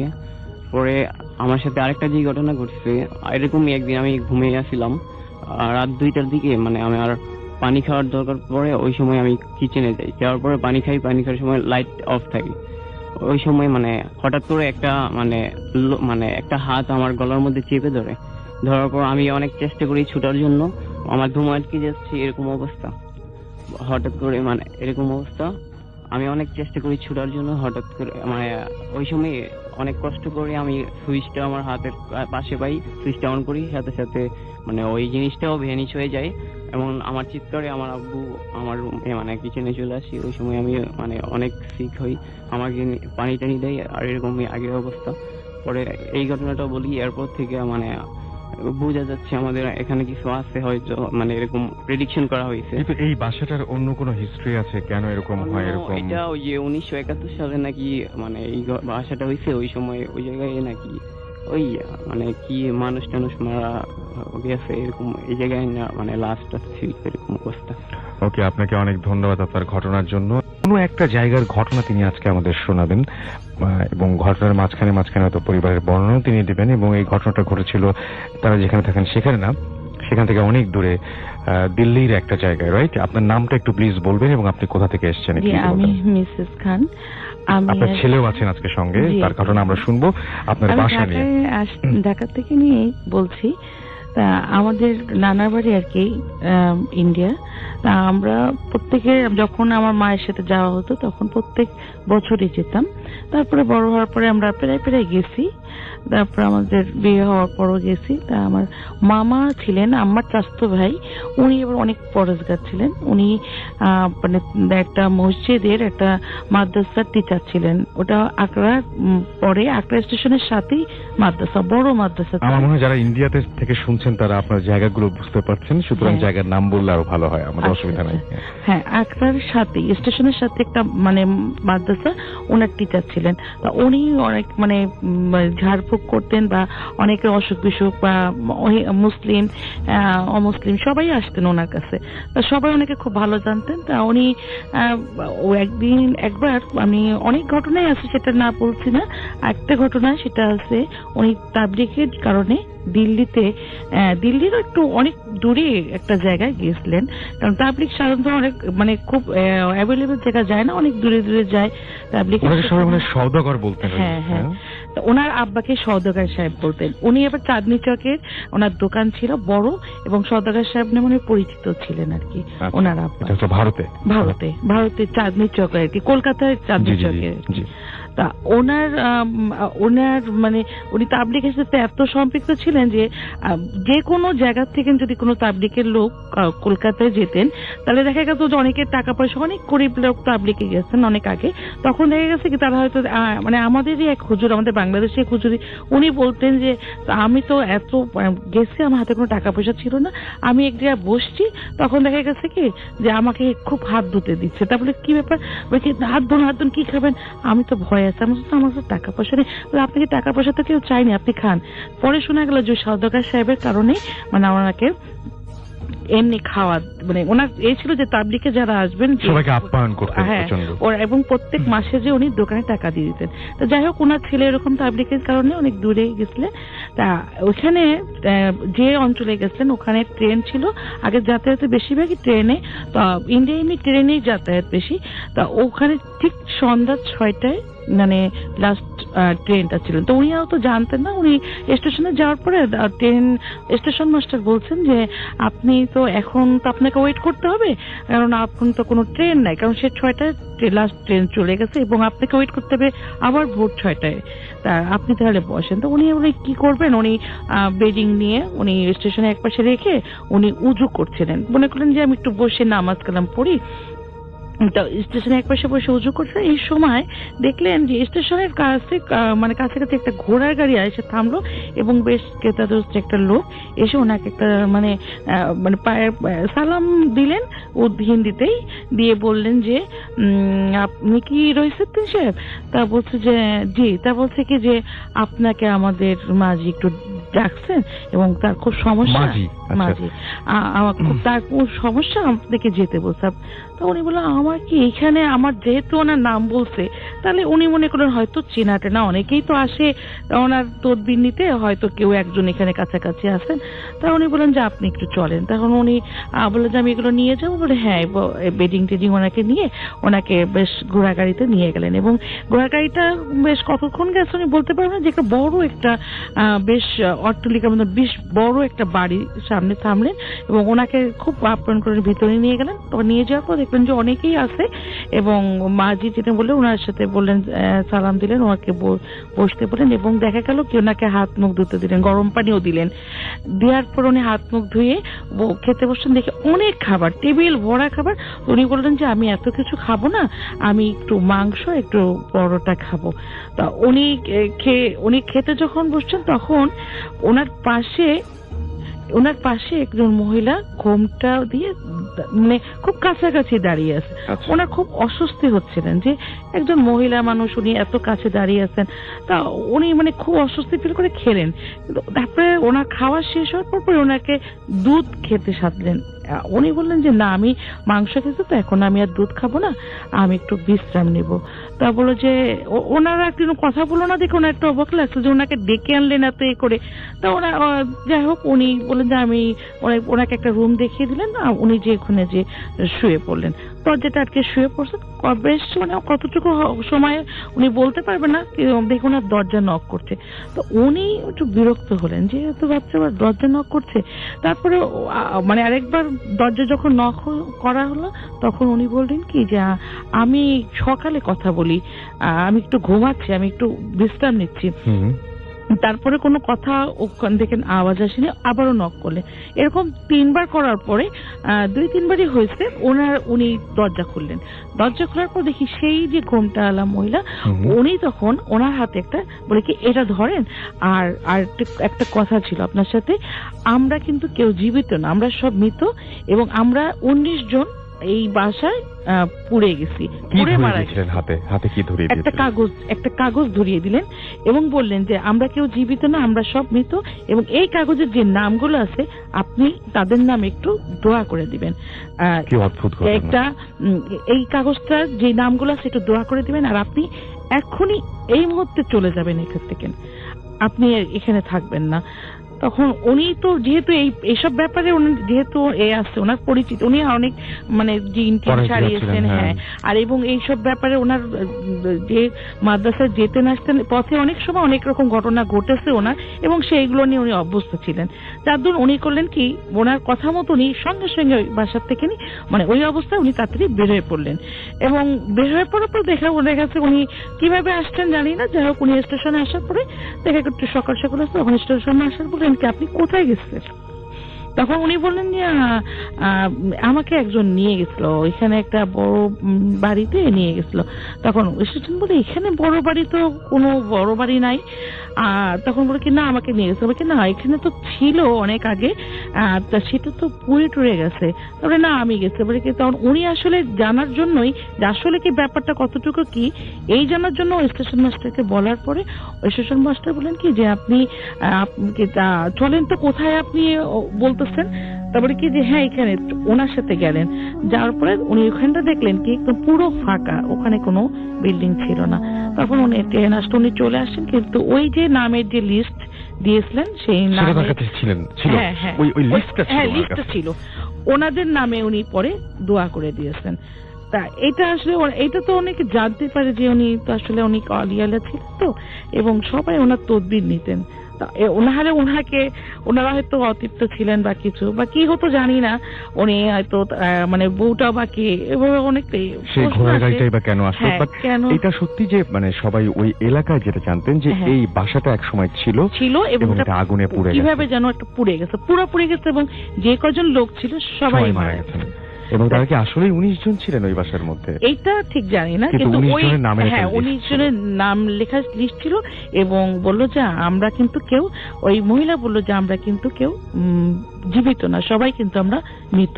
আচ্ছা, আপনাদের এটা তাও কত বছর আগের ঘটনা হবে? এটা তাও অনেক বছর আগের ঘটনা, তো আন্দাজ মানে মোটামুটি 30-35 বছর আগের ঘটনা। এবং আপনাদের সেই বাসাটা এখনো সেখানে আছে? হ্যাঁ, আমাদের নিশ্চিন্তপুরের বাসাটা এখনো আছে, এবং ওখানে ওই মামাদের মানে ওই আমল থেকে নেই কিছু জিন ও বাস করতেন উপরে। উপরে আমাদের বিরাট বাড়ি, ওই উপরে জিনরা এখনো আছেন। উনি মারা যাওয়ার পরে অনেক জ্বালাতন করতেন, কিন্তু বাইরে যখন আরেকটা দুইটা হুজুর আনছিলেন, যে ওনাদের এত উৎপাত বেড়ে গেছে যে অনেক দুটা বাচ্চা মারা গেছিল, তারপরে অনেক কিছু ভাবে ওদের জ্বালাতন করতো, এবং জিনে ধরতো, জিনে ধরে কেঁপে কেঁপে মুখ দিয়ে ফেনা উঠে। সব আপনারা দেখেছেন মোটামুটি? হ্যাঁ, এটা আমি খুব অবাক হচ্ছিলাম যে আপনারা বলছিলেন যে ওই বাসাতে আমরা মাঝে মাঝে রূপকথার গল্পের মতো লাগে যখন শুনি, অনেকের ঘটনা পাঠান যে চুলার ভেতরে পা দিয়ে। আমার আম্মারা ছিলেন 7 ভাই, মানে আম্মার বাপ চাচারা ছিলেন 7 ভাই। তারা হয়ে গেছে কি সবাই একসাথে ছিলেন। যারা বলতে, একজন বলছে মেজো মানে মেজো নানি আর সেজো নানি বলছে কি এই মেজো একটু চুলার ধারে যা, আমি আসতেছি। উনি রান্না করতে বের হয়ে গেছে যে একটু রুটিগুলো একটু সেঁকে দে। তা উনি যখন আবার ফিরে আসে দেখে কি দরজার কাছে দাঁড়াচ্ছে, দেখে কি হাত পা, আমরা তো মানে গল্পে শুনতাম যে হাত পা চুলের মধ্যে দিয়ে আগুন জ্বালাচ্ছে, দেখে কি ঠিক হাত পা সব ঢুকায় ঘোমটা পরে কে জানি বসে আছে। তখনই উনি বুঝে গেছে যে কিছু একটা। উনি আর কোনো কথা না বলে উনি চলে আসছে। তারপর দেখা গেছে কি আর নাই, কিন্তু এরকম দেখতেনি। ওকে, আমরা আবারও আপনার কাছে ফিরে আসবো, আমরা সেই ঘটনাটা একটু শুনি। আপনার নামটা একটু প্লিজ বলবেন, এবং আপনি তো এসেছেন ধানমন্ডি থেকে, দুজনেই আপনারা ধানমন্ডি থেকে এসেছেন, আপনার ঘটনাটা আমরা শুনি। আমি ফাহিম। যে এই ঘটনাটা আমার আম্মু, বোন আর আমার সাথে ঘটে যাওয়া একটা ঘটনা। এই 6 মাস আগের এই ঘটনা। জি। একদিন ওই দিনই সন্ধ্যাবেলা আম্মু নামাজ পড়তে বসে, সে একটা অসুস্থ ফিল করতে থাকে যে কে জানি তাকে মানে জ্বর ভাব আসছে। তারপর সে প্রতিদিন সূরা ওয়াকিয়া বিভিন্ন সূরা পড়ে আমাদের ফু দেয়, কিন্তু সেদিন তার সূরা পড়া হয়নি কোন একটা কারণে। তারপরে সেদিন সে অনুভব করে যে তার পিছনে কে জানি দাঁড়িয়ে আছে। তারপর সে আমাকে ডাক দেয়, সে বলে এই রুমে কেউ আসছিল কিনা। আমি বললাম না, কেউ আসেনি। ভাইয়াকে জিজ্ঞেস করতে বললাম, কিন্তু সে বললো কি আমি আসিনি। তারপর ওই দিনই আপুর খুব মাথা ব্যথা ছিল, সে 9টার দিকে ঘুমিয়ে পড়ে মাথা ব্যথার কারণে। তারপরে রাত 11টার দিকে সে ঘুম থেকে আম্মুকে ডাকতে থাকে। আম্মু ছিল ভাইয়ার ঘরে, আর ভাইয়ের ঘরে ছিল। তখন সে আম্মু আসে, বলে ফাহিম পেপার নিয়ে কি করছে। আমি তখন আম্মু বলে ফাহিমের রুমে পড়ছে, ও পেপার নিয়ে কিছুই করছে না। তারপরে ওই দিনই খাওয়া দাওয়া করে আমরা 1টার দিকে ঘুমিয়ে পড়ি। আর ভাইয়া অসুস্থতার কারণে সে এক রুমে শোয়, আর আব্বু না থাকলে আমি ফ্লোরিং করি, আর আম্মু আর আপু আম্মুর রুমেই খাটে শোয়। আচ্ছা। আর ফ্যানটা এক পাশে হওয়ার কারণে আমরা খাটের পাশে একটা ছোট টেবিল ফ্যান রাখি। 1টার দিকে আমরা ঘুমিয়ে পড়ি। হঠাৎ একটা শব্দ শুনে আপু আর আম্মু উঠে যায়। কিছু সময় পরেই তারা কাঁপতে শুরু করে, যেরকম কারেন্টের শক দিলে যেরকম হয়। তারা কাঁপতে থাকে এবং চিৎকার করতে থাকে। আর তারপরে আপু একদম নিস্তেজ হয়ে যায়। আম্মু একই অবস্থা হচ্ছে, কিন্তু আম্মু চিন্তা করতে যে আমার মেয়েকে আমি যদি খাট থেকে না নামতে পারি আমরা বাঁচতে পারবো না। সে পুরোপুরি মনে হচ্ছে যে মানে ইলেকট্রিক শক খেলে যেরকম হয় সেই ব্যাপারটা সেরকম হচ্ছে। আপুকে সে আপুর হাত ধরে টান দিয়ে আমার উপর পড়ে যায়। আমি যেহেতু ফ্লোরিং করি, আমার ঘুম ভেঙে যায়। আমরা 3 জনই একসাথে দেখতে পাই যে একটা আগুনের গোলা মানে ব্লাস্ট হলে যেরকম হয় মানে পুরো রুমটা ছড়ে যায়। খাটের পাশে পিছনে জানলা ছিল, জানলা দিয়ে বের হয়ে গেল। ও দেখে আমরা পুরো ভয়ে অনেকক্ষণ জড়ো হয়েছিলাম। আম্মু বলল, আমি সাহস করে দেখতেছিলাম যে কারেন্ট হয়েছে, ক্ষতি হতে পারে, আমি উঠে লাইট জ্বালাই, কিন্তু আম্মু বললো না, উঠতে দিল না, বাধা দিল, বললো কারেন্ট হয়ে গেছে, তুমি উঠো না। আমি বললাম পুরো ঘরটাই মনে হচ্ছে যে একদম যেখানে হাত দেবো সেখানেই শর্ট খাবো। আমি বললাম খাট কারেন্ট হওয়ার কোনো প্রশ্নই আসে না, এটা কাঠের। আর আমি মেঝেতে হাত দিলাম, বলে কোনো সমস্যা নেই, আমি উঠে লাইট জ্বালাই। আর আমার মাথায় একটাই চিন্তা ছিল যে ভাইয়া রুমে একা, সে ঠিক আছে তো, ওই চিন্তা করে আমি সাহস করে উঠে লাইট জ্বালাই। কিন্তু দেখলাম কারেন্ট হওয়ার কোনো স্কোপই নাই। আর সবচেয়ে আশ্চর্য বিষয় যে ছোট টেবিল ফ্যানটা ছিল, ওই টেবিল ফ্যানে পাখা নেই, আর সামনের যেই খাঁচাটা থাকে ওই খাঁচা নেই, আর পাখা আটকানোর জন্য যেই স্ক্রুটা থাকে ওটা সহ ফ্যানটা ঘুরছে। এটা দেখে খুব আশ্চর্য লাগে। তারপরে সামনে যেয়ে দেখি কি একটা কোনায় খাঁচা সহ ভাঙা পাখাগুলো এক যে জড়ো করে রাখা, মনে হচ্ছে কে জানি সুন্দর করে গুছিয়ে জড়ো করে রেখেছে। তারপরে আমি ফ্যানটা বন্ধ করি। ঘটনাটা কিছু খুব অবাক লাগে, অস্বাভাবিক লাগে। তাই ভাইয়ার রুমে যাই, দেখি ভাইয়া ঠিক আছে, ঘুমাচ্ছে। তারপরে পাশে ফোন দিই, ফোন দিয়ে এত রাতে ফোন দেওয়ার কারণে সবাই 5টা মেম্বার ছিল, 5জন মেম্বারই চলে আসে। চলে আসে, তারপরে তারা ঘটনাটা শুনে তারা সবাই সব রুম চেক করতে চায়, কোনো কেউ আসলো কিনা, চোর টোর আসতে পারে। সে সব রুম চেক করলো। চেক করে যখন আম্মুর রুমে ঢুকলো, যে রুমে ঘটনাটা ঘটেছে, তারা একটা অস্বস্তি বোধ করলো, মনে হচ্ছে তাদের গা ভারী হয়ে আসছে, তারা পুরো গায়ে কাটা দিয়ে উঠছে। তারা জিজ্ঞেস করলো কি হয়েছে, পুরো ঘটনা খুলে বললাম। তারপরে তারা বললো, এই রুমে আপনারা শুয়েন না, আপনারা অন্য রুমে শোন, আর আমরা কেউ থাকবো কিনা। আমরা বললাম দরকার নেই, এই তো রাত 3টা বাজে, কিছুক্ষণ পরেই ফজর আজান দিবে, সমস্যা নেই, আল্লাহর রহমতে কোনো সমস্যা হবে না। তাই ভাইয়ের একটা ছিল, ভাইয়ের রুমে একটা কোরআন শরীফ রেখে আমরা আমার রুমে একটা কোরআন শরীফ রেখে বিছানায় শুয়ে পড়ি। কিন্তু আমাদের চোখ ঘুমিয়ে আসছিল না, চোখ পুরো নির্ঘুম রাত কাটালাম, একটু চোখের পলকও পড়লো না। যদি চোখ পলক পড়ে মনে হচ্ছে কি জানি ঘটে যাবে, পুরা আপনাকে আতঙ্কের মধ্যে ছিলাম, পুরো রাতটাই আতঙ্কের মধ্যে ছিলাম। তারপর সকালবেলা ভাইয়া 9:30টার দিকে ঘরে আসে, রুমে আসে। তারপর ভাইয়া সাধারণত সাদা লুঙ্গি স্যান্ডো গেঞ্জি পরে ঘুমায়। হঠাৎ আপু দেখে, মানে ভাইয়া ছিল পিছনের দিকে, হঠাৎ উল্টো দিক থেকে আপু দেখে হঠাৎ সেন্সলেস হয়ে যায়, মানে দাঁত পুরো লেগে যায়। আমি তার পা ধরতে শুরু করি, ভাইয়ার আপু তাকে থাপ্পড় মারা শুরু করে যাতে সেন্সটা চলে আসে। এই ঘটনা হওয়ার পরে ভাইয়াকে বলা হলো সে যদি বসে আমরা একটু ঘুমাতে পারি, সারা রাত আমরা নির্ঘুম ছিলাম। তো ভাইয়া বসলো। সে একটা অস্বাভাবিক জিনিস দেখলে যে আমাদের মাথার সামনে একটা চওড়া বড় দাগ আস্তে আস্তে ছোট হয়ে আসছে, চওড়া দাগ ছোট হয়ে আসছে আস্তে আস্তে। সে এই জিনিসটা খেয়াল করে ভিডিও করলো, আর সে পরে আমাদের দেখালো। এরপরে আমরা 1 সপ্তাহ এরকম কাটালাম, একজন আরেকজন সাথে থাকতেই পারতাম না। আমরা 3জনই, আপু, আম্মু আর আমি 1 সপ্তাহ পুরো গোসল ছাড়াই কাটিয়েছি। এক জায়গায় গেলে, কোথাও গেলে আপনারা সবসময় একসাথেই থাকতেন, কোনো সময় আলাদা হয়নি। তারপরে আমার মনে হচ্ছে আমি যদি কোনো কাজ করতে যাই, মনে হচ্ছে সামনে থেকে কোনো একটা বিকৃত চেহারা আমার দিকে ধেয়ে আসতেছে, খুব ভয়ের মধ্যেই থাকতাম। আর তারপরে 1 সপ্তাহ পরে বাড্ডার এক মসজিদ ইমামকে ডাকা হলো ঘরে।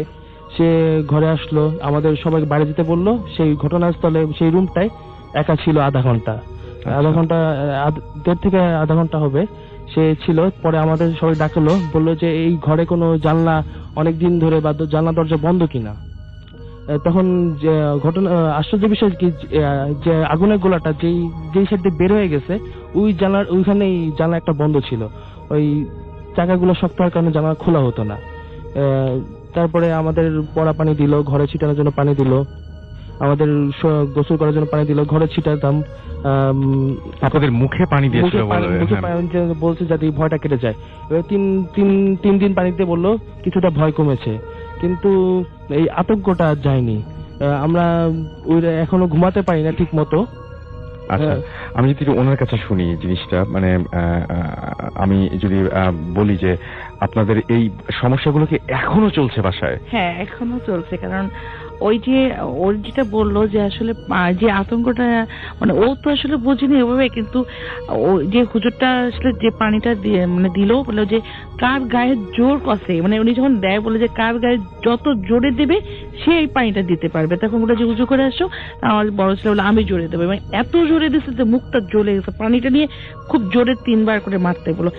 ওর পরে থেকে মনে হলো যে না, আমাদের চোখের সামনে যে একটা ভয়ঙ্কর ভাবটা ওটা চলে গেছে। আপনারা কি মানে বাসার মেম্বাররা অনেক সময় অস্বাভাবিক, এই যে আগুনের গোলা দেখেছেন, এছাড়া অস্বাভাবিক কিছু চোখে পড়ে আপনাদের? অস্বাভাবিক কিছু চোখে পড়ে না, কিন্তু আমাদের যে বাসার একটা আছে যে কোনো ঘড়ি ঠিক থাকে না, আর মাঝে মাঝে ঘড়ি ঠিক থাকে না। ব্যাপারটা কিরকম? ঘড়িটা দেখা গেল কি, ঘড়ি আমরা আনলাম কিনে, একটা বাসায় তো ঘড়ি, দেয়াল ঘড়ি থাকবেই বা যে কোনো একটা ঘড়ি থাকবে, টাইম তো দেখাই লাগে। সেই ঘড়িগুলো দেখা গেল কি একদিন চললো বা 2 দিন চললো, তারপরে অটোমেটিক উল্টো পাল্টা টাইম বন্ধ হয়ে যায়। দেখা গেল কি হাত ঘড়ির ক্ষেত্রে হয়, হাত ঘড়ির ক্ষেত্রে হয়। যেমন আমার বোনটা মাঝে মাঝে খোলা টোলা আসলে পরীক্ষার সময় আসে, দেখা গেল কি সে ঘড়িটা খুলে রাখছে, দেখা গেল টাইম সে ঘড়িটাই বন্ধ, মানে সে ঘড়ি নিতে পারে না যে যাবে, যে পরীক্ষা দিতে যাবে তার কোনো ওয়ে থাকে না। আর তারপরে এরকম অনেকেই গিফট করতো, যে আমাদের এই ঘড়ির রহস্যের জন্য সবাই খুব মজা করে গিফট করতো, কিন্তু সেই ঘড়ি দেখা গেল 2 দিন পরেই নষ্ট। তারপর আমার বোন একটা দিচ্ছিল ডিজিটাল ঘড়ি, যেটা কারেন্টে দিয়ে রাখলে চলবে, সেইটাও 2 দিন পরে ওটাও নষ্ট হয়ে গেছে। কিন্তু তারপরে এই তো আসি। আর আমাদের দেখা গেল কি মাঝে মাঝে মনে হয় কি, আমাদের একটা লেদার চেয়ার আছে, কে জানে চেয়ারের উপর বসলে যে একটা কচকচ করে আওয়াজ হয়, ওই আওয়াজটা মানে হয়। আর উঠে গেলেও যে একটা আওয়াজ বুঝি, সেটা বোঝা যায় একজন কেউ উঠে যাচ্ছে। আর মানে কেউ রাত্রে ভালো কি ফ্রিজটা কেউ টান দিয়ে খুললো, এরকম আমরা দেখিনি যে খুলছে, কিন্তু বোঝা যাচ্ছে যে খুলছে বা বন্ধ করছে। আর একটা এসি আছে রুমে, এসিটা অটোমেটিক চলা শুরু করে দেয়, আবার বন্ধ হয়ে যায়, সুইচ না অন করলেও দেখা গেল চলছে। আর টিভি বন্ধ করে তো শুনছি, এর মধ্যে একদিন হলাম টিভি বন্ধ করে শুনছি, আমার বাচ্চারা বলছে না তুমি ভুল করছো, হয়তো কোনো না বন্ধ করছে, দেখেছি অটোমেটিক টিভি চলতেছে রাত্রির বেলা। আমার ঘুম হয় না ওই রুমে থাকলে, আমরা সবাই মিলে যদিও শুয়ে থাকি কিন্তু ঘুম হয় না, চারিদিকে রাত্রে লাইট জ্বালায় রাখি। আর মানে শুতে একটা অস্বস্তি, মানে মনে কি কে যেন একটু চোখ বন্ধ করলাম যে কে দৌড়াদৌড়ি করছে ঘরের ভিতরে, আর সবসময় ঘাটা ভার হয়ে থাকে। আর আমার মেয়ে যখন আগে শুতো, আমরা তো বুঝতাম না, কারণ কি বাসা তো কোনো সময় অস্বাভাবিক কেউ চিন্তাই করে না। আর আমরা যেখানে কারেন্ট আছে, দৌড়াদৌড়ি হচ্ছে, আমরা তো এগুলো চিন্তাই করবো না যে কোনো অস্বাভাবিক, কিন্তু এটা হয়।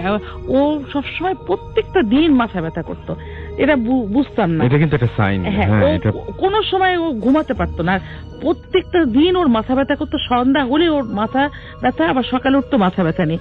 এরপরে ওই যখন ওই ঘরটা ছেড়ে দিল, মানে আমরা অন্য ঘরে শুতাম, এখন আমার বড় ছেলেটা নাই, ও বাইরে থাকে এখন, ওই ঘরটাই আমরা এখন সবাই মিলে, ওর বাথরুমটা, আর আমাদের বাথরুমটা ছিল বারান্দার সাথে জানলা, বাথরুমে একটা জানলা থেকে বারান্দার সাথে, যার ধরুন আমরা কেউ বারান্দায় দাঁড়ায় থাকতাম, এদিকে লাইট জ্বালাতাম, বারান্দায় লাইট জ্বালাতাম, আর ও বাথরুমে কেউ গেলে তখন ওই বারান্দা দিয়ে জোরে জোরে কথা বলতাম, দৌড়াদৌড়ি করতাম, আর কেউ বাথরুমে ঢুকতো, তাছাড়া কেউ সাহস পেত না। এবং ব্যাপারটা হচ্ছে আপনার ছেলেও, উনি মানে ফাহিম, সে আমাকে অন এয়ার এটা মানে অফ এয়ার এটা বলছিলেন যে উনি বলছিলেন যে বাসাটা আমরা ছেড়েই দিতাম হয়তো, কিন্তু বাসাটা যেহেতু আপনাদের নিজেদের, সুতরাং কোনো কিছু করার নাই। এবং আপনি এটাও আমি শুনলাম ওনার কাছে যে আপনাদের ওই অ্যাপার্টমেন্টের আরো যে সমস্ত বাসা আছে, অনেকেই এটা বলে, হ্যাঁ কমপ্লেন আছে এবং অনেকেই দেখেছে। তারপর উপরে একটা মসজিদ তৈরি করার পরে একবারও আসলে অনেকে ফ্ল্যাট বাড়িতে থাকলে যাটা হয়, কারোর সাথে কারোর কথা হয় না, দেখা হয় না, কিন্তু মানে সবাইটা মানে ফিল করে। দেখা গেল হঠাৎ করে একটা অনুষ্ঠান হলো, যারা হয়তো মালিক পক্ষ দাওয়াত দিল, আমরা হয়তো বললাম, দেখা গেল কি একজন বলছে যে না এরকম ঝামেলা। আপনারা বেশ উপরে একটা মসজিদ দিয়েছেন আপনাদের সবার জন্য, এবং তারপর থেকে সমস্যা এখন অনেকটাই কম। এবং এই যে জানলা খোলা ব্যাপারটা, এই জন্য আসলে ঘর বাড়ি সবসময় খুলে বাইরের একটা সংযোগ রাখা দরকার। একদম, অনেক ধন্যবাদ আপনাদের। আমরা চলে যাব আমাদের ঘটনায়, এবং আমাদের সাথে আরো নতুন একজন অতিথি যোগ দিয়েছেন, এবং মারুফ শুভ। আমরা তার কাছে শুনবো তার ঘটনা, এবং তিনি এর আগেও এসেছেন, সুতরাং পরিচয় দেওয়ার সমস্যা নেই, পরিচয় দেওয়ার দরকার নেই। আমরা সরাসরি তার ঘটনায় যাব। আপনার ঘটনাটা কোথায় ঘটেছিল আমাদের একটু প্লিজ বলেন। আসলে ভাই এই ঘটনাটা ঘটেছিল সিলেটে। ওকে, আমরা শুনি ঘটনা। হ্যালো এভরিওয়ান, আমি মারুফ শুভ, মিরপুর থেকে এসেছি। আজকে আপনাদের সাথে আমি যে স্টোরিটা শেয়ার করব, সেটা আমার এক সিনিয়র ভাইয়ের কাছ থেকে শোনা। ঘটনাটা ঘটেছিল সিলেটে। তো সে আমাকে যেভাবে স্টোরিটা বলেছে আমি আপনাদের সাথে ঠিক সেভাবে শেয়ার করছি। আমরা গ্রামীণ ফোনের বন্ধু গ্যারেজের সাথে একটা সাইকেল রাইডে গিয়েছিলাম এক্সট্রিম ট্রেনে। তো সেখানে যাওয়ার পর জায়গাটাকে কোনো কিছু নাম বলবো না প্লিজ। বন্ধু গ্যারেজ থেকে আমাদেরকে যেখানে রাখা হয় একটা কটেজে রাখা হয়। তো আমরা তারপরে সেই কটেজে যে কেয়ারটেকার তাদের সাথে আমাদের পরিচয় হয়, তার নাম হচ্ছে প্রফুল্ল দেব বর্মা। সে আমাদেরকে যেটা বলে যে আপনাদেরকে এমন একটা জায়গায় নিয়ে যাব আজকে সন্ধ্যার পর আপনার রাইড দিয়ে আসলে, যে সেখানে আপনার অনেক, আমার মনে হয় যে আমরা নাম, জায়গার নাম, প্লেসটা কোনো কিছু না বলি। জি জি, একটা জায়গা দেখাতে নিয়ে যাব যেটা টি গার্ডেনের ভেতরে, যেখানে হিন্দুরা পূজা করে। আর সেখানে আপনার অনেক টাইপের জিনিস দেখতে পারবেন যেগুলোকে আপনারা ভূত বলেন। তারপর আমরা এই জিনিসটাকে ফার্স্টে এতটা গায়ে লাগাই না। তারপর আমরা রাইডে চলে গেলাম। রাইডে গিয়ে সন্ধ্যার পরে সন্ধ্যার সময় যখন আমরা রাইড থেকে ফিরলাম, তখন আমরা সবাই যার যার রুমে রেস্ট করছিলাম। তখন মাজহারুল ভাই, বন্ধু গ্যারেজের একজন ভাই, সে আমাদেরকে মানে ডাক দিল, বললো যে ভূত দেখতে যাবা নাকি, চলো। পরে আমরা গেলাম। তারপরে আমরা কটেজ থেকে একটা মাইক্রোবাস করে আমরা 7 জন ছিলাম। তারপর প্রফুল্লদাকে নিলাম। তারপর আমাদেরকে সে মানে গাড়ির ভিতরে ঢুকে একটা ম্যাচ বক্স থেকে কাঠি, প্রত্যেক সবার হাতে একটা করে কাঠি দিয়ে দিল, আর বললো যে এটা কাছে রাখেন, কোনো প্রবলেম হবে না। আর আমি এই গাড়িটাকে বাছাই করে দিয়েছি। তো আমরা রওনা হলাম। একটা টি গার্ডেনের ভেতর দিয়ে আমরা যাচ্ছিলাম। তো আমরা যখন যাচ্ছিলাম তখন প্রফুল্লদা আমাদেরকে একটা জায়গায় দাঁড় করালো। দাঁড় করিয়ে সে আমাদেরকে বললো যে ডান দিকে একটু তাকিয়ে দেখেন, কিছু দেখতে পান নাকি ওই বট গাছটার মধ্যে। তারপর আমরা সবাই ডান দিকে তাকালাম, তাকিয়ে দেখলাম যে দুই সাইডে অনেক উঁচু উঁচু টিলা ছিল আর চা বাগানের সারি, আর মাঝখানে একটা খোলা মাঠ, আর খোলা মাঠের মধ্যে একটা বিশাল বট গাছ ছিল। আর বট গাছটা অনেক বড় ছিল, আর ওর শাখা প্রশাখা অনেক ছড়ানো ছিটানো ছিল। তো আমরা এই জিনিসটা দেখার পরে আমি একটু অবাকই হলাম যে এই বট গাছটা একটু গ্লো করছিল। তখন এটা দেখে আমি একটু অবাক হলাম। তারপর প্রফুল্লদা বলল যে আপনারা কিছু দেখতে পেয়েছেন কিনা, পরে আমরা বললাম যে না। তারপর সে বলল যে তারা ওইখানেই আছে, ওই গাছের উপরে বসে আছে। তো তারপর আমরা গাড়িটা নিয়ে সামনে গেলাম। সামনে যাওয়ার পরে প্রফুল্লদা আমাদেরকে এবার বাম দিকে তাকাতে বললো।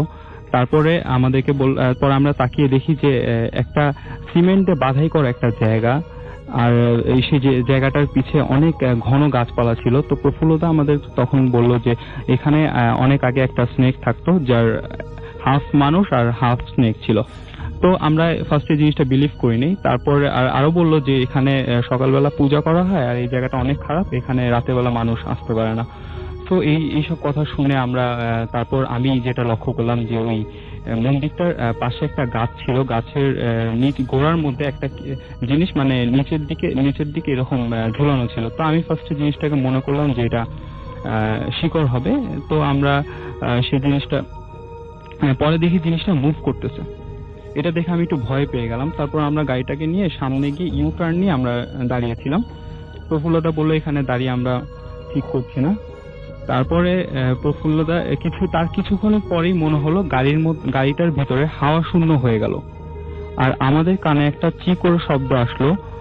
আর আমরা তারপর ওই বন্ধ গাড়ির ভেতরে ফ্রেশ ফ্লাওয়ার স্মেল পাচ্ছিলাম। তারপর আমাদের মনে হচ্ছিল যে আমাদের আশেপাশে কিছু একটা আছে। তারপর প্রফুল্লদার সাথে সাথে বলল যে গাড়িটা এখান থেকে সরিয়ে ফেলেন, ভালো হচ্ছে না কিন্তু। তারপর গাড়িটা সেখান থেকে সরিয়ে ফেলা হলো। তারপর আমরা একটু সামনে গেলাম। সামনে গিয়ে একটা উঁচু একটা হার্টের মতো ছিল। তার প্রফুল্লদা আমাদের বললো যে উপরে আপনারা কোনো কিছু হার্টটার উপরে কিছু দেখতে পাচ্ছেন নাকি দেখেন। তারপর আমরা ওই হার্টটা, এবার আমরা আমাদের বেস্ট পার্টটা দেখলাম। আমরা হার্টের উপর দেখলাম একটা মানুষ টাইপের একটা কিছু বসেছিল, তার হাতের মধ্যে কিছু একটা ছিল। এটা দেখার পরে আমার মাথাটা গরম হয়ে গেল, আর আমার সারা শরীরে গুজবাম্পস আসলো। আর 7 জনের মধ্যে আমরা এই জিনিসটা 3 জন দেখেছিলাম। তারপর আমাদের ড্রাইভার ভাই জলদি গাড়িটা টান দিয়ে চলে গেল, আর প্রফুল্লদা ওই হাটের উপরে একবারও তাকালো না, উনি নিচেই মাথা নিচু করেছিল। তারপর আমরা যখন ব্যাক করছিলাম কটেজের দিকে, তারপর সে আমাদের আবার সেই বট গাছটা দেখতে বলল। এবার দেখে আমরা অবাক হয়ে গেলাম, গাছটা যতটা বড় মনে হচ্ছিল ততটা বড় ছিল না। তারপর সেই জিনিসটা দেখে আমরা কটেজে ব্যাক করলাম। রাতের ডিনার করার পরে জানতে পারলাম যে আমাদের ড্রাইভারের অনেক জ্বর চলে এসছে এবং সে আবল তাবল কি সব জানি বলছিল। তারপরের দিন সকালবেলা আমরা 3 ফ্রেন্ড আবারও সেই জায়গায় যাই। সে প্রফুল্লদার সাথে কথা বলে, প্রফুল্লদা বললো সকালবেলা গেলে ওইসব জায়গায় কোনো প্রবলেম হবে না। পরে আমরা সেই জায়গায় যাওয়ার পরে দেখলাম যে ওই বট গাছটা ব্রাউন কালারের ছিল আর নর্মাল বেশি বড়ও ছিল না। তারপর আমরা ওই বাধাই করে মন্দিরটার সামনেও গেলাম, সেখানেও কিছু পেলাম না। আর ওই শিকড় টাইপের ওইটা লম্বা যেটা ঝুলেছিল রাত্রে যেটা দেখেছি ওই টাইপেরও কিছু ছিল না। তারপর ওই হার্টের উপরে আমরা আর কিছু দেখতে পারলাম না। তারপর আমরা সেখান থেকে ব্যাক করি। এটাই ছিল ধন্যবাদ আপনাকে। এবং সরাসরি কথা না বলে চলে যাব ঘটনায়, এবং ছোট্ট একটা ঘটনা শুনে দিয়ে আপনাদেরকে। আপনার নামটা প্লিজ একটু বলবেন, কোথা থেকে এসেছেন? হ্যাঁ রাতুল ভাই, আমি রনি শাহ বলছি, মিরপুর পল্লবী থেকে এসেছি। তো কি ঘটনা ঘটেছিল আপনার একটু বলেন যদি। আচ্ছা, যেটা হচ্ছে যে আমার এক বেস্ট ফ্রেন্ডের সাথে ঘটনাটা ঘটে যাওয়া একটি ঘটনা। আচ্ছা জি বলেন। তো বেস্ট ফ্রেন্ডের সাথে ঘটে যাওয়া একটি ঘটনা, যেটা হচ্ছে আমার ফ্রেন্ডের ফ্রেন্ড ওর হচ্ছে আইটিতে পড়াশোনা করে। তো ওর ফ্যামিলি আর কি গ্রামের বাসা। আমরা মূল ঘটনায় আসি। ঘটেছিল যেটা হচ্ছে যে ওর ফ্রেন্ডের একটা ফ্ল্যাট আছে, যেটা হচ্ছে 3টা রুমের একটা ফ্ল্যাট। তো সাধারণত ওরা একটা রুমের মধ্যে ও থাকে আর কি। তো একদিন ওর সাধারণত যেহেতু ওর ফ্যামিলি থাকে না, তো ও বাইরে খাওয়া দাওয়া করে। তো একদিন হঠাৎ করে ওর মানে বৃষ্টির সময় খিচুড়ি রান্না করার ওর ইচ্ছা হয়েছে। তো খিচুড়ি রাঁধতে গেছে, তো রাঁধতেছে এর মধ্যে চাল ডাল দিয়ে তো ঢাকা দিয়ে দিয়েছে। তো ও ফিরে এসে দেখে যে খিচুড়িটার মধ্যে চুল। তো ও হঠাৎ করে চুলটা পাওয়ার পরে তো চুলটা ফেলে দেয়। ফেলে দেওয়ার পরে তৃতীয়বার এবং তৃতীয়বার এরকম চুল পাচ্ছে। তো পাওয়ার পরে ও হঠাৎ ভয় পেয়ে যায় যে ঘটনাটা কি, যে চুল আসতেছে কোথা থেকে। তো ও মনে করতেছে যে এটা আমার হয়তো বা ভুল হচ্ছে। ও রিফ্রেশ হওয়ার জন্য বাইরে গেছে। বাইরে যেয়ে ওর আবার একটা ফ্রেন্ডকে নিয়ে আসে যে এই ঘটনাটা দেখানোর জন্য। পরে সেও এটা দেখে। পরবর্তীতে ওরা রাতে রাতে যখন থাকে তখন দেখে যে পাশের রুম থেকে কিছু সাউন্ড আসতেছে এবং মিউজিকের সাউন্ড এবং নাচের কিছু আওয়াজ হচ্ছে। তো ওরা সেদিনকার এটার মানে করে নেই। তো পরের দিন আবার আরেক ফ্রেন্ডকে যেটা এই ঘটনাটা শেয়ার করার পরে তো ওই ফ্রেন্ড আবার একটু সাহসী ছিল। তো ও আবার বলে যে আচ্ছা ঠিক আছে, আমরা এটাকে দেখবো কি অবস্থা। তো ওই ফ্রেন্ড আসে, তো সাথে আরেকজন ফ্রেন্ড আসে, মোট 4 জন আসে আর কি। আসার পরে ওরা যে ফ্রেন্ডের সাহসী আর কি, ওরাও যায়, যে বলে যে আমরা ওই রুমে যে রুমে সমস্যাটা, তো ওই রুমেই আর কি আমরা থাকবো। তো সাধারণত ওরা প্ল্যান করে যে ওরা কার্ড খেলবে রুমের মধ্যে। তো ওরা পার্টি বিছিয়ে শুরু করে। এই মুহূর্তে কারেন্ট চলে যাওয়ার পরে তো যার ফ্ল্যাট আর কি, ওকে বলে যে আচ্ছা তোর ফ্ল্যাটে কি মোম আছে, মোম যদি থাকে তাহলে মোম নিয়ে। তো জাস্ট এতটুকুই বলে। তারপরে অনেকক্ষণ হয়ে যাওয়ার পরে ও আর কোনো শব্দ পাচ্ছে না, এবং সাথে যে আরো 2জন ছিল ওদেরও কোনো শব্দ পাচ্ছে না। তো ওরা বলতেছে কি রে, মোম পেয়েছিস? কোনো সাউন্ড হচ্ছে না, এবং ও হাত দিয়ে দেখতেছে যে কাউকেই খুঁজে পাচ্ছে না। এই মুহূর্তে ও মনে করেছে যে সবাই হয়তো চলে গেছে। তো ও এই রুম সেই রুম ঘুরে আসতেছে মানে আন্দাজ অনুযায়ী। তো দেখে যে ও বারান্দা চলে গেছে, ওখানে আবার ফিরে আসছে। এই মুহূর্তেই ও যখন কাউকেই পাচ্ছে না, তখন ও চিল্লাচিল্লি শুরু করেছে যে তোরা কোথায়। যখন খুব চিৎকার করে উঠে, তখন এই মুহূর্তে কারেন্ট চলে আসার পরে তখন সবাই ওকে এসে ধরে যে কি হয়েছে, তুই চিৎকার করতেছিস কেন? তো তখন বলতেছে যে তোরা এতক্ষণ কোথায় ছিলি? আমি যে চিৎকার করতেছি কোথায়? আমরা তো এখানেই ছিলাম। এবং তখন ঘটনাটা হচ্ছে যে আরেক ফ্রেন্ড বলতেছে যে আচ্ছা তুই যে কখন উঠলি? আমরা 4 জনই তো 4 জনের হাত ধরেছিলাম, কিন্তু তুই কখন উঠলি? তো ঘটনাটা হচ্ছে এরকমই আর কি, যে ওই ফ্ল্যাটের মধ্যে এই ধরনেরই মানে প্যারানর্মাল হয় আর কি। অনেক ধন্যবাদ আপনাকে। ডিয়ার লিসেনার, আশা করি আজকের এপিসোডটি সকলের কাছে ভালো লেগেছে। প্রতিনিয়ত এই ধরনের বাছাই করা ভূতের ঘটনা শুনতে চ্যানেলটি অবশ্যই সাবস্ক্রাইব করে নেবেন। এই চ্যানেলের মধ্যে আপনারা প্রতিনিয়ত বাছাই করা ভয়ানক ঘটনাগুলো শুনতে পারবেন। ভূতে প্রেমের যত ভয়ানক ঘটনা আছে প্রত্যেকটা ঘটনাই আমি বাছাই করে প্রতিনিয়ত এই ইউটিউব চ্যানেলে পাবলিশ করে থাকি এবং এই চ্যানেলে অসংখ্য এপিসোড পাবলিশ করা আছে যা শুধুমাত্র বাছাইকৃত ভয়ানক ঘটনা। আপনারা চাইলে এই চ্যানেলে ঘুরে আসতে পারেন এবং সেই ঘটনাগুলো উপভোগ করতে পারেন। তো আজকের জন্য এখানেই বিদায় নেব। সকলেই ভালো থাকবেন। আল্লাহ হাফেজ।